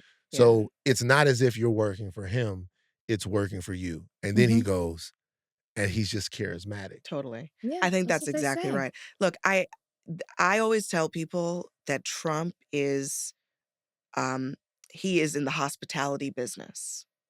So he's very keen on making people feel comfortable, feel like he's helping them out, feel like they're flattered. I mean, you see the flattery. He was just in China, Mhm. and it was just avalanche of praise for Xi Jinping. The two are going at it, right? So in the room with him, he can be that way. And I have known many a people who have been very deeply skeptical of Trump, and they have gone into private meetings with him, and they get turned turned around because he flatters them. And he's the type of person who's literally like, "Oh, can I get you a drink? Can I get you a Coke, a Diet Coke or whatever?" And so this is not an argument to love Trump, for those of you who don't love Trump, but it's just to say you don't understand Trump until you understand that part about him. Because the loyalty that he gets from people around him is in part because he makes them feel really special. Yeah. And he some of that is because he's a hotelier. He's like a guy who Mhm. likes to host people. That's why he created, a club patio at the White House. Mm. And all these executives from all these big companies who are insanely rich, way richer than him, they come and they just get totally turned upside down Yeah. by Mm. Yeah. him and by the feeling of being special in his presence. And so if you want to understand why it is that these things turn out the way that they do, why all of a sudden all these people who were criticizing him 4 years ago are not doing that anymore, it's because when Trump picks up the phone and calls you, you feel really special. And he does that. He does that in a way that other principals don't. He he will literally have direct interaction with people, and that is the one thing that makes them think that he's on their side. Yeah. Mhm. I think people too maybe go in thinking, "Oh, I just know exactly how he's gonna be," and then And it's the then complete it's the opposite. complete opposite. Yeah. I don't like him. Something you said I don't either, Van. Something Just so it can be, but I don't like him. Yeah, we know. I don't either, just because you keep trying to put that on me. Mhm. Something you said Mhm. on The Breakfast Club that I thought was interesting because we talked about it here on Higher Learning. You said that, you're talking about, uh, Kamala Harris, Vice President former Vice President Kamala Harris, and you were talking about how you didn't know if she was gonna run or not, I think that's the question, Yeah. and you said um, that she'll be haunted by the bridges that she burned during her tell-all book. And I when I read the book, I was actually shocked because the headlines made it seem like she was saying all these detrimental things about Mm, particular politicians and the Democratic Party, and I did not get that at all. I mm, felt like the people who got it the worst were Joe and Jill mhm. and the people surrounding Joe Biden. Right, yeah. So what do you think that she said that burned bridges? Because I didn't feel like that was the narrative at all. If anything, I felt like she didn't say enough. She I was didn't say enough disappointed. names, she didn't name enough names, Yeah, yeah. I was disappointed. I wanted more from her. I think I think it is still the Joe and Jill of it all. I mean, That was look, too much. well, I just think that there are a lot of people who are loyal to the Bidens and also have had been loyal to her who maybe they weren't explicitly named in Mhm. the book, but they were implicated in the book. And I do think that this is politics, right? It's politics is all about loyalty and alliances. And I know it seems that everybody's throwing Joe Biden under the bus, but Joe Biden still has his loyalists. And a lot of those same people, by the way, who are not named, but who are implicated, who were the staffers, unnamed staffers, you know, West Wing, that's sort of a broad underlying term that refers to specific people, and they know who they are. Those people are staffers, but they may not always be that. Mm. And I do think that that is gonna be a thing that she has to deal with Mm. because you see it in the media. I mean, there are stories about how many of those people feel like she didn't take enough responsibility for her Mhm. role in what happened, both in her vice presidency and with the Biden kind of that's the summer of the disastrous debate. So I'm just all I'm saying is just reflecting back how politics works. And the way the politics works is that it's not just do you have the endorsement of all these people, with titles next to their name, but all the people underneath them who you need to work for you, to help you build your campaign, to be loyal to you, to go out and actually convince people to vote for you. I do think that there are bridges burned there, whether they were named or not.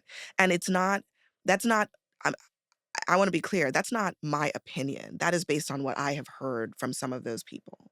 And it's going to be challenging for her to make the case that, um, you know, once you've thrown, once you've written a book like this, nobody wants to be the subject of the next book. Hmm. So, you know, can she create a narrative around herself that the next time around things are going to be different? That, she's going to be able to make a case for herself, both to the American people and also to Democrats who she's going to need in order to build a campaign for president. That's not something you can do by yourself. It's something that you have to do with other people and other people who are professionals who are still out there working and feel like they were part of the blame for everything that happened. So you wrote a book. The book, Jesse Jackson, The Fight for Black Political Power, but a lot of people writing these damn books. Yeah. Not this book. This book is about Jesse Jackson right here. All right, this is this book. But I'm talking about this. There's a genre of book, and the book is I Was in the White House, but Don't Blame Me. And these books is dropping like the latest hits on the charts. Your man Tapper kind of did one. But he wasn't in the White House, but he kind of did Original Sin, which I read. But Kamala, Karine Jean-Pierre, and I hear Biden's got a book coming out. Yeah. So it's books that's dropping. They dropping. Now, this is interesting because we're in hell. Okay. So just from a like we're is bad. But the books is coming out. What's up with all these books, man? Well, like I feel like these. Do you feel like these books are in bad taste? I'm seriously. I think this is part of what I'm saying is that I think that the books are definitely a problem. When you write a book and the takeaway that people get from it is everything's messed up, but don't blame me. Or not right now. That's we don't need this right now. I don't know. I think that is a tough pill to swallow. Okay. And so I do think that there's something to be said for the passage of time. And I think the rush to get some of these books out is interesting to me. It feels a little bit too soon, feels like the dust has not settled. It feels like maybe not enough reflection has happened, and I don't know. I mean, once it's written down, it's written down. You can't take it back. So I don't know. I think everybody who's rushing to get a book out in 2025, less than 12 months after the last election ended, it's going to be messy because the fallout is still happening. And so it's not clear really, where it's all going to land. But then you have this book that's kind of a permanent thing, So we'll see. I don't know when Joe Biden's book is coming out. That will be interesting, I think. Yeah. Just people. knowing that it's coming. It's like, but not now. But it's like, I think people are asking themselves, are you going to reflect? Yep. Or are you just going to deflect? Yep. I don't know. And I just personally think that it's hard to believe that there was a lot of deep reflection that has happened when I know that book was done being written 5 months ago. Yeah. It's just too soon. And I think people want honest reflection because they want to know how to move forward. I think what Joe Biden can do in his book that would be really awesome. It would be really awesome if Joe Biden's book wasn't about, if he just dropped the book and it wasn't about anything political. People would be furious. And so if Joe Biden just put the book out so and to the book deflect, to answer your question. was about the history of train conductors. And he showed up on Good Morning America, His dressed life up on Amtrak. His life dressed up like a train conductor. And he was like, I really always loved it. And this is what I want to write a book about. Because I'll be honest with you. Do you want the book? Do you want a Joe Biden book? No. I want the people that say that their life goal is to fix things. This to me is a deeply, and we're talking to Karine Jean-Pierre tomorrow. This is a deeply cynical, selfish era of politics that we are looking at from the top. And maybe it's always been that way, and I'm evolved enough to see it now. But I am disgusted by the books, by Kamala's book, by all of this stuff. Look, I'm not disgusted by these people. I know, I'm not. But I am disgusted by particularly when the stakes are this high. And we talked about it on the show already. But like, if you didn't have the moral courage to stand in the gap while kids were being slaughtered, then just button it up. Just shut it up.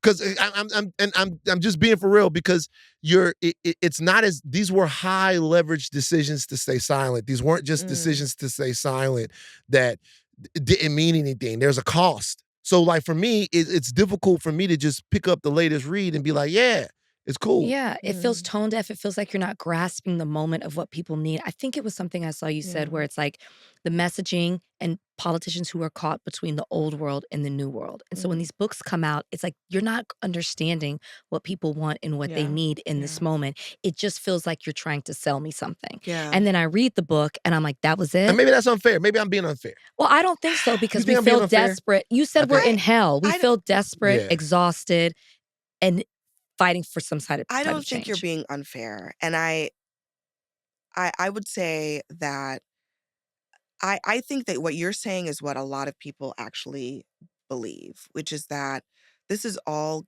good and well now, but the consequence of those failures have been devastating to regular people out in this country.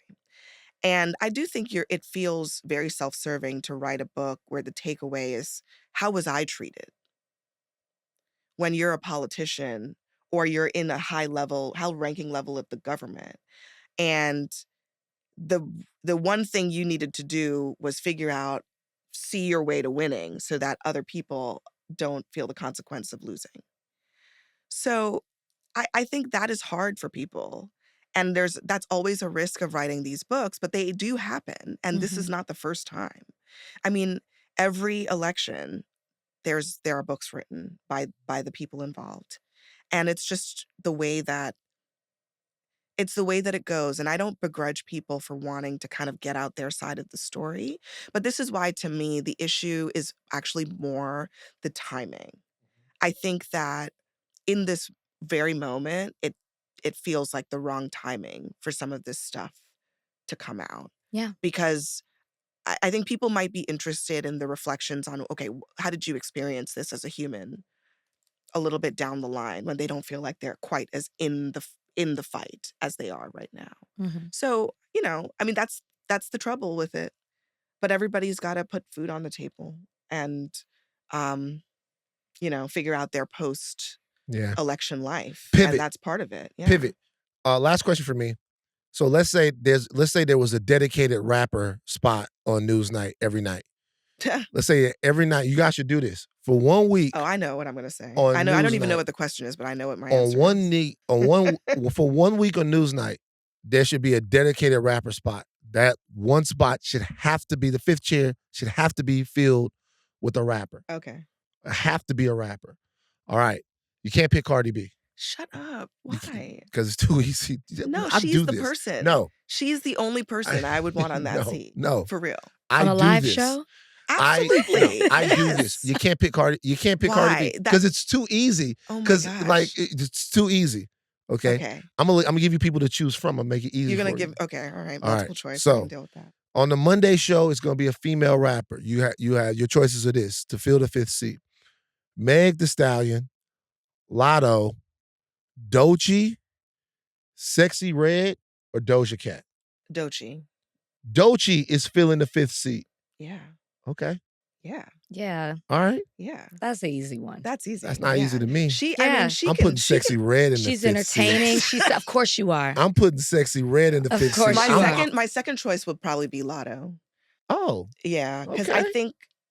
I think that, I'm thinking about who's gonna have something to say and then have something interesting to say. Yeah. And I think that I don't know Sexy Red like that, but I feel like Lotto would have Sexy would have been a a strong second, Abby. I'm putting Sexy But it's Red in definitely the second. Doechii's the answer. But yeah, Sexy's a strong Doechii is second. definitely the answer. Strong second. I mean, it's easier with rappers who they put a lot of thought into their music, and so that for a fact that there's You like the well is deep, Whoa. right? So Yeah. you want to go with someone who has a deep well. So I'll tell you something. Hey, man, hit a punch. I bet you if you invited, that would be so funny. First of all, the dedicated, I'm telling you, the dedicated fifth seat for a rapper week on You wouldn't NewsNight, have to convince me to do that. that should I would happen. 100% do it. Like you could program it by, you know what I mean? You have Lupe could come up there. Lupe gonna go crazy. Lupe got some interesting politics. You got Lupe up there. You have Sexy Red. You have Doechii. You have the dedicated rapper fifth seat because hip hop is on its way out anyway. So you might as well put them on CNN. All right. The book is A Dream Deferred: Jesse Jackson and the Fight for Black Political Power. Flatiron Books. Yeah. Okay. Yeah. Look at that. My great publisher. They're great. They stood by this book. Oh. And you know what? That's worth shouting out. And I think that I just wanted to say that. Just shout out Flatiron Books. That's great. Yeah. Look, as you know, sometimes people don't want to write books about Black historical figures. It's true. But look at Jesse Hare, or man. publish books about Black historical figures. Jesse Hare, crazy. That they deserve to be shouted out for doing that. Can we get a shout out to Delta Sigma Theta? Yes. Oh, you a Delta? Yes, I am. Oh, for real? See, but you don't know about Van is he's always putting us down. Oh my God. He's always pointing out. Yep. He's always pointing out who makes it to places that we don't. Like what? Like Kamala Harris. You love to throw that out. He loves to throw that out there. I'm actually not going to talk about this on a podcast because I feel like all I'm going to say is that Deltas make it happen. So hold on, but you see this, I like this. The energy I like because Rachel. Because let me tell you. Oh, because what? Because I'm gonna tell you right now. First of all, you went to Harvard, right? Yeah. You pledged Delta at Harvard. No, I'm an honorary member. Oh, see, there we go. So it also means we know how to pick them. So this is what I would say. Not even pledge. I don't do it. Always trying to act like he's really into the D9. But this is my thing, though. This is my thing. See what you just did? What? You just kind of put it on the line a little bit that there was a little bit of energy, right? There was Deltas make it happen, a little bit of energy. When Kamala was running, Rachel tried to make it seem like, well, a win for the D9 is a win for everyone. We're trying to be nice. I'm just saying, nah, that's not how it goes. I'm just saying, objectively speaking, Deltas were behind Kamala in a very big way. And I think that is something you can ask her about. Ask Kamala about it. You know we were one. What? We didn't like what we saw, so we broke off and started our own thing. Eternal Ivies. Stop saying that. I hate that you think you know so much. What? It's like what? We renounced. What? It wasn't Eternal Ivies. Renounced. Look, I've been there, man. Renounced. I told you before. I didn't put up numbers with the Deltas. All right, we gotta go. We gotta get out of here. Go get the book. Flatiron Books. Go get the book. Do you know what hotel the Flatiron Hotel was featured very prominently in a fiction movie? It was a hotel. It's called the Continental Hotel in a fiction movie. Do you know the movie? This is for 100,000. Is it that movie about the guy who killed everybody who kidnapped it? She's like me with movies. She's like me. You're not wrong. That's the movie. It's called John Wick.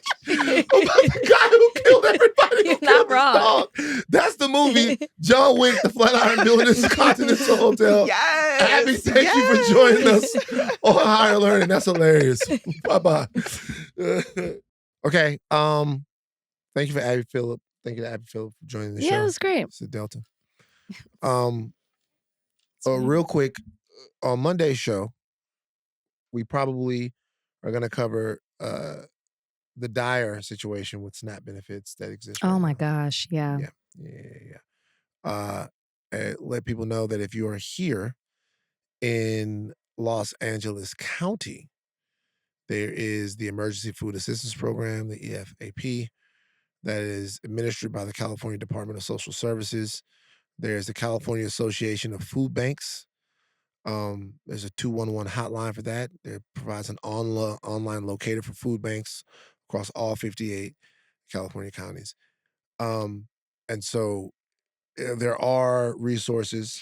If you have access to internet, you might be able to use those resources. But I'm going to go a little bit deeper. I think we're going to go a little bit deeper on Monday on not just the position that SNAP is in right now and how there's a wing of American politics that is looking to starve people, but about the overall attack on SNAP and how that plays into Project 2025 and Trump's overall plan. For sure. And we'll provide more resources, I feel like, outside of California. But if you do in the meantime, like on social media, post where people can get groceries, donate to your food banks, whether it's monetarily or you donating groceries.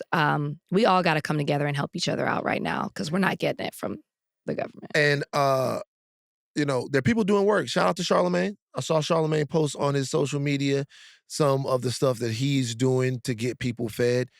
There's a brother, Donnie. Look this brother up. I've been following him. He is in Michigan, and he has made all of his produce free for people to come grab food. Wow. While he looked this brother up and then put it in the chat. He's from Detroit, and he's made his produce free for people to come grab food while the SNAP benefits are all messed up and they can't eat. We have got to keep each other fed. It's a big deal. But also just know that this is part of a plan to immiserate you enough to bend you to the state's will. Yeah. That's what they're trying to do. Do it with SNAP. They're going to do it with your health care. They're going to do it with whatever it is that you need. They're going to try to immiserate you to a point to where you'll accept whatever version of society that they are willing to kind of put out there. We have to do a little entertainment. Now, I saw a headline, and I saw that it was shocking to me. Did you see this headline? I saw it. No rap songs in the top 100 for the first time since 1990. Kendrick Lamar out. SZA out. Top 100's top 40. Now they're in the overall top 100. But there are no rap songs in the top 100's top 40 since 1990. Luther fell off the Hot 100, October 25th, 2025. Actually, no rap songs in the top 40. The highest ranking song on the October 25th Hot 100 was Shot Callin' by NBA Youngboy. At number 44. Cardi B's Safe and Big X The Plug's Hell at Night also ranked in the 40s, 48 and 49 respectively. No rap songs in You're upset. Yeah. Why are you upset? Because I don't think that it's a blip. Okay. I don't think that it's a blip. Movie just came out. It's called House of Dynamite. And the film begins with a warhead. And they think it's a test. They think it's nothing. Right? They think that the warhead's a mistake. It's a test. Maybe the North Koreans are testing something else. Everybody is business as usual. And then someone says in the movie, this warhead has gone suborbital. That means that this is not a test. This is actually a sign of calamity to come. And that's what I think this is. With the rap industry, hip hop. This is a sign. This is a red alert for hip hop. I'm serious. Well, spoiler alert in the movie, we never see. It never happens. What never happens? It just ends. Oh, no, but you didn't see the way it ended. Well, we didn't see anything. But they were at a... It's up to your imagination. No, they were... Somebody could have saved the day. No, you missed the goddamn movie. Did you see it? Yeah, I saw it. So at the end of the movie, they're getting people into a nuclear bunker. It happened, right? I saw it. All right, but so this is what I'm saying. The question, okay, so hip hop is in trouble. I'm sorry. And I'm saying this not as somebody that's in hip hop. I'm saying this as a fan and as an observer of culture. Hip hop is actually in trouble. The question is why? Yeah, why? Hip hop is in trouble because nobody cares about hip hop anymore. Okay, do you think people don't care about hip hop because it has changed to that point? And the reason I say that is because, we talk about this. Is this a sign of us getting older where we just don't understand and connect to the new music out there? Or is what was hip hop not really the same thing anymore? And I'll give you an example. The closest thing to the top 40 is Youngboy NBA's Shot Callin'. NBA Youngboy. I was going to say that. Baton Rouge, baby. Isn't it NBA YoungBoy? I say NBA YoungBoy, but he I also. was gonna say that, but he the also article says YoungBoy NBA. Wait, So come on now. we sound so old right now. No. We It's sound- NBA YoungBoy, but it's that's also what I was gonna but it's say. also YoungBoy Never Broke Again. You I can say know it either that. way. I know that. But I was going to say NBA YoungBoy, and I looked down at this article and I was like, I feel so old. You know, I don't like being an auntie with this moment. I do. I was like, oh, that's interesting. I guess I've been saying wrong. Anyways, my point being is that I don't know his music Okay. like that. Yeah. I don't Young kid. I don't connect to it. Baton I Rouge. know who he is. Yeah. I just don't connect to it. It doesn't move me. It doesn't feel like hip hop to me. Right. And so I'm wondering, has it changed so much to where you have maybe older Gen Z millennial moving out of it, or I should say younger millennial moving out of it, where we just don't connect to it? And is that why you think it is?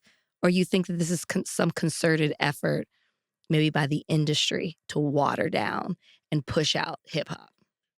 I don't think anything is happening on purpose. This is what I think. Okay. I think hip hop started off as a culture Mm-hmm. and it became a hustle. It was never, to my understanding and knowledge, something that people didn't do to make money. Obviously, it's a job. You rap, you want to sell, you want to do all of that stuff. If hip hop is a culture, then a culture needs to be nurtured. It needs to be taken care of. It needs to be taken seriously. And if it's a hustle, it's something you do just do to it. make a quick buck. And then after you make your quick buck from hip hop and you're not making it from that anymore, you do something else. When I look at the landscape of hip hop now, I see big rap stars who have never really made a good record. For real. They've never, I see big rap stars that their brand is bigger than the music that they put out. That's a problem. Like that is Like who? Nah, I'm not naming any names because I'm not naming any names. All right. Because if You would ask me if I said it, so I have that's to true. ask. But you I know have why to I'm not ask. naming any names? Because if I name names, the person's cult of personality becomes bigger than the actual message of what I'm trying to say. And that's the problem. The problem is that when the music comes out and we can't have honest conversation about the music because the celebrity of the artist actually overshadows the music, then what happens is whatever the celebrity produces ends up being good. In other art forms, this is something that the prestige of the art form negotiates and litigates. You can put out a bad movie, a popcorn movie or whatever.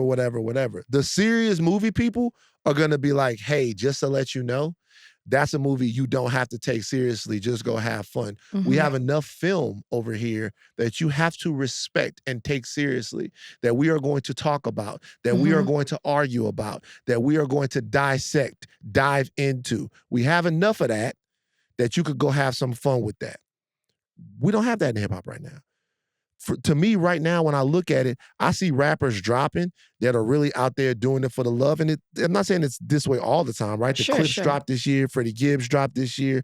I'm not saying, but what I'm saying is, overall, rap has become content, and people are putting it out. And what we care more about is their lifestyles, the shit that they doing, the shit that they tweeting, where they going, who they fucking with, and all of that type of stuff. There is one art form recently that has actually, in my opinion, made a gigantic comeback, and that is the young female pop star. The Tate McRae, the Sabrina Carpenter, the Dua Lipa, the Chappell Roan, because the type of ecosystem that we live in right now, it lends itself to that. It lends itself to music that is very, very catchy. Chappell Roan's a little bit different. Her stuff is a little deeper. That's very, very catchy, but that you can turn on and then you could turn off. But you can also then be attached to the actual person, be it the sexuality of Tate McRae or Sabrina Carpenter, or the brat of Charlie XCX. The brat of Charlie. You can be more attached to all of that stuff, and the music can fill in the blanks. It's hard to do that with rap. In rap, the music has to matter. The perspectives of young people, middle-aged people, older people, them talking about their communities, them talking about what's going on, their view of the world. That has to matter. That undergirds the fact So- that this is an important part of street Who's art. at That is fault? Who's at fault? Who's at fault for not nurturing it? Is it the artists that are coming in, or is it the audience who's accepting it? everybody. Mm. Everybody at the same time. We talked about the erosion of hip hop media. Hip hop media is essential for hip hop being healthy, because if there are not enough Kendrick Lamars to come out there and give that type of, there's got to be more than one people. You got to have a deep bench. You got to have a deep bench of people, right? You got to have all types of different rappers doing all types of different rap, you know? And look, there are plenty of brilliant people out there making music, making serious music, really caring about taking care of the art form. But man, there's just so much other bullshit that you gotta do now in order to be in people's faces that doesn't have anything to do with the substance of your music. Then when you drop the shit, if we try to have an actual conversation about it, Yeah. actually go back and forth about how the music is, you get a brigade of stands that tell you you're a hater or somebody that doesn't want to see these people succeed. There's an erosion of the cultural competence right now that I'm seeing that takes hip hop and makes it into disco. And I'm just being for real. It's like this is an art form, and I'm not even talking about hip hop ain't saved my life. I'm just saying it again. But man, I'm boxing a couple of days ago, and I'm on my title shit, and Space Age Pimpin' comes on, A-Ball MJG. Say what the fuck you want to say. Them niggas meant that shit. It's craft in that record. God damn. It's craft in that record, right? And we go from there to UGK. Say what the fuck you meant. You can't listen to that and tell me Pimp didn't mean what the fuck he was saying. It's craft in that record. I could go later on. Marvin's Room came on. Oh. That's a sincere record. And to be honest with you, it's a sincere record. That's how Drake is. And he had to become something else because they kicked him in the ass for it. So when I'm listening to this shit now and I'm hearing it, I'm not saying it doesn't sound good. I'm saying it doesn't feel good. And you said there wasn't a good hip hop. Isn't that what you said? A good hip hop record. What do you mean? Isn't that what you said? You said right now you feel like that that the big artists aren't putting out good records. Big hip hop artists. No. I'm saying that I said that there are some big hip hop artists who legitimately have never made a good song. And when I say a good song, I mean like a real song. Think about what it used to take for you to become something in rap. You had to make some shit that people had. Like, I'm talking about, it's people out there and we care about them for all kinds of other reasons than the fact that they rap and make music. And the rap is actually kind of undergirding just the story of celebrity that we telling about them. The rap be about shit in their actual life that is a part of a celebrity story, not a part of a larger cultural story or even an observation about themselves. Yeah. There's a difference between, I don't know, man. It's just, to me, when I look at it, you're sad. Yeah. Because it's like a piece of, not nostalgia, but just like what meant so much to you, a part of you growing up, a part of your identity. It already feels like it's gone even before this. I think that this coming out in this way, and who knows, next week it might change, but this coming out just kind of proves what it is you're already feeling about rap music. This is why, or about hip hop. And we kind of talked about it before. That's why I appreciate people. This is why I appreciate Rob Markman. This is why I appreciate DJ Head and Jeremy Head and Elliot Wilson. Elliot was supposed to come on the podcast, ducked us. This is why. Yeah, what happened to that? Elliot coming on the podcast? Yeah, I remember that. Us. Nah, he's doing whatever he was doing. Who cares?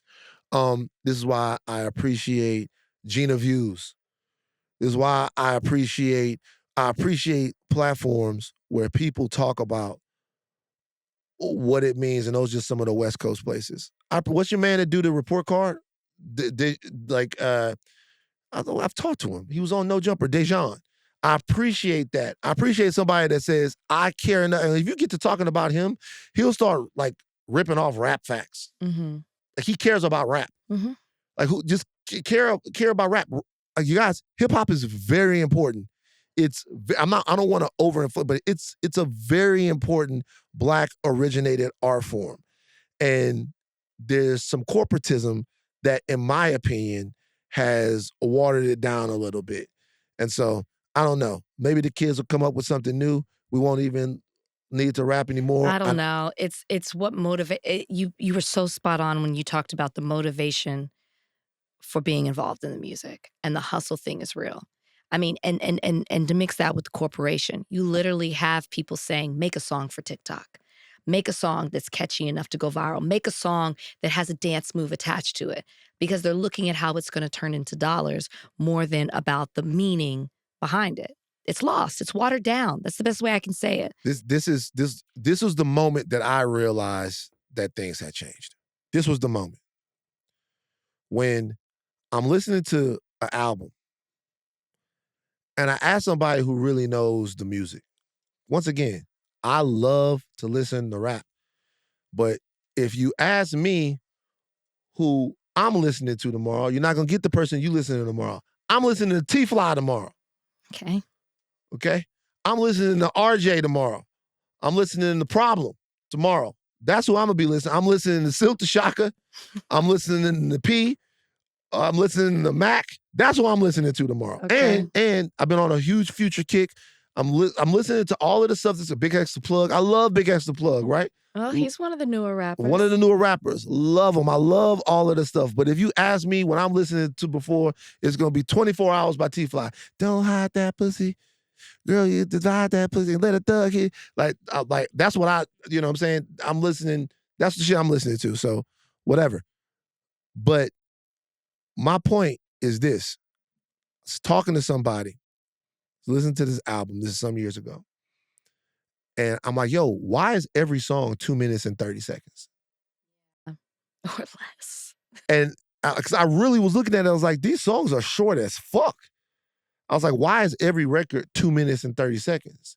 And then my man was like, knows a lot about the record industry. He's a popular podcaster. He goes, that's so you have to stream the song more. You can put more songs on the album. You have to stream. If you're going to put 30 songs on the album because you're going to stream that bitch, you make the song shorter. You have to stream the song more. You have to stream the song over and over and over again. Like Old Town Road, when that bitch first dropped, that bitch was like 2 minutes and 15 seconds or something like that. Stream it over and over and over again.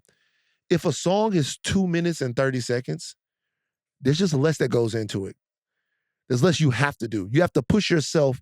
You don't have to push yourself, should I say, to certain creative limits. You don't have to think about different. I listened to I Really Mean It yesterday. Man, that's a long-ass song. And the song is the beat, Cam rapping, then Jim come on and Jim talk. The shit change up, Justice going crazy, the whole nine. But you got to get in your bag. And I don't know, man. Take your craft seriously. This music matters. Hip-hop is more than a hustle. Hip-hop is more than a hustle.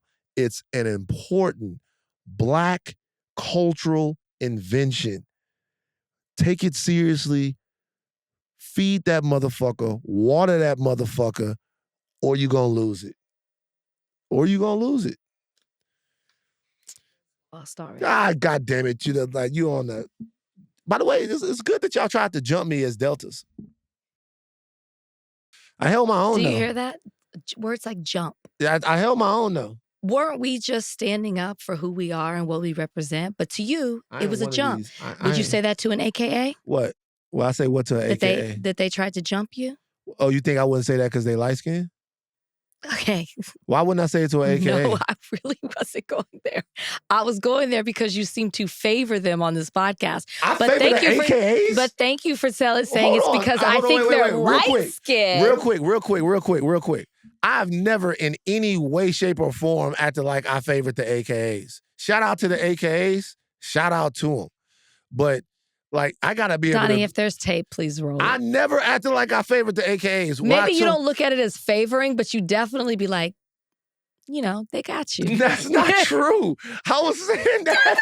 Hold on. That's not true. What I said was that an AKA was almost the president, and I know that feels away. They And you beat y'all to the and you White was House, trying to that's act what you're like saying. you trying to We're act on like the Supreme Court. who's is Ketanji Brown Jackson? Who? Thinking Sotomayor? Scalia. Oh, what if it's Amy Coney Barrett? Is Amy Coney Barrett a Delta? Can Y'all you put her imagine? online? I would renounce. Y'all put her online? Amy Coney Barrett the Delta. Okay, so Ketanji Brown, I didn't know she was a Delta. Who are the big time Deltas? Who are the Deltas in places of I can't, babe. respect? We're everywhere. You saw, we just had one on the That's podcast true. who holds it down weekly. Yeah, Not weekly, daily. I mean, look, shout out to the AK. I love all the frats and sororities, but I don't have no preference for the AKAs in no way, shape, or form. I was like, the Deltas on Southern Yard was the crazy. That was the shit. I'm talking about, like, yeah, man, that was the Deltas, man. Psst. Rashawn Payton. Rashawn Payton an AKA or a Delta? We gotta go. We gotta Kara go. Franklin. We gotta go. Did Kara Franklin make the Delta line at Southern? We got Gino. see? He don't know. He don't care. All right, we gotta go. Maya Solomon, man. Like, you know what I'm saying? Like, all of these, the Deltas was different. Anyway, take thin caps off and do not stop learning. I'm Van Lathan Jr. Shout out to all of the D9 and all of the frats and the sororities, man. Shout out to the HBCUs. Shout out to the PWIs. Shout out to the PWIs. Shout out to all of them, man. I love y'all, man. Y'all. You want to be one so bad. We gotta go. Take your thinking caps off. I'm Van Lathan Jr. I'm Rachel and Lindsay. Bye.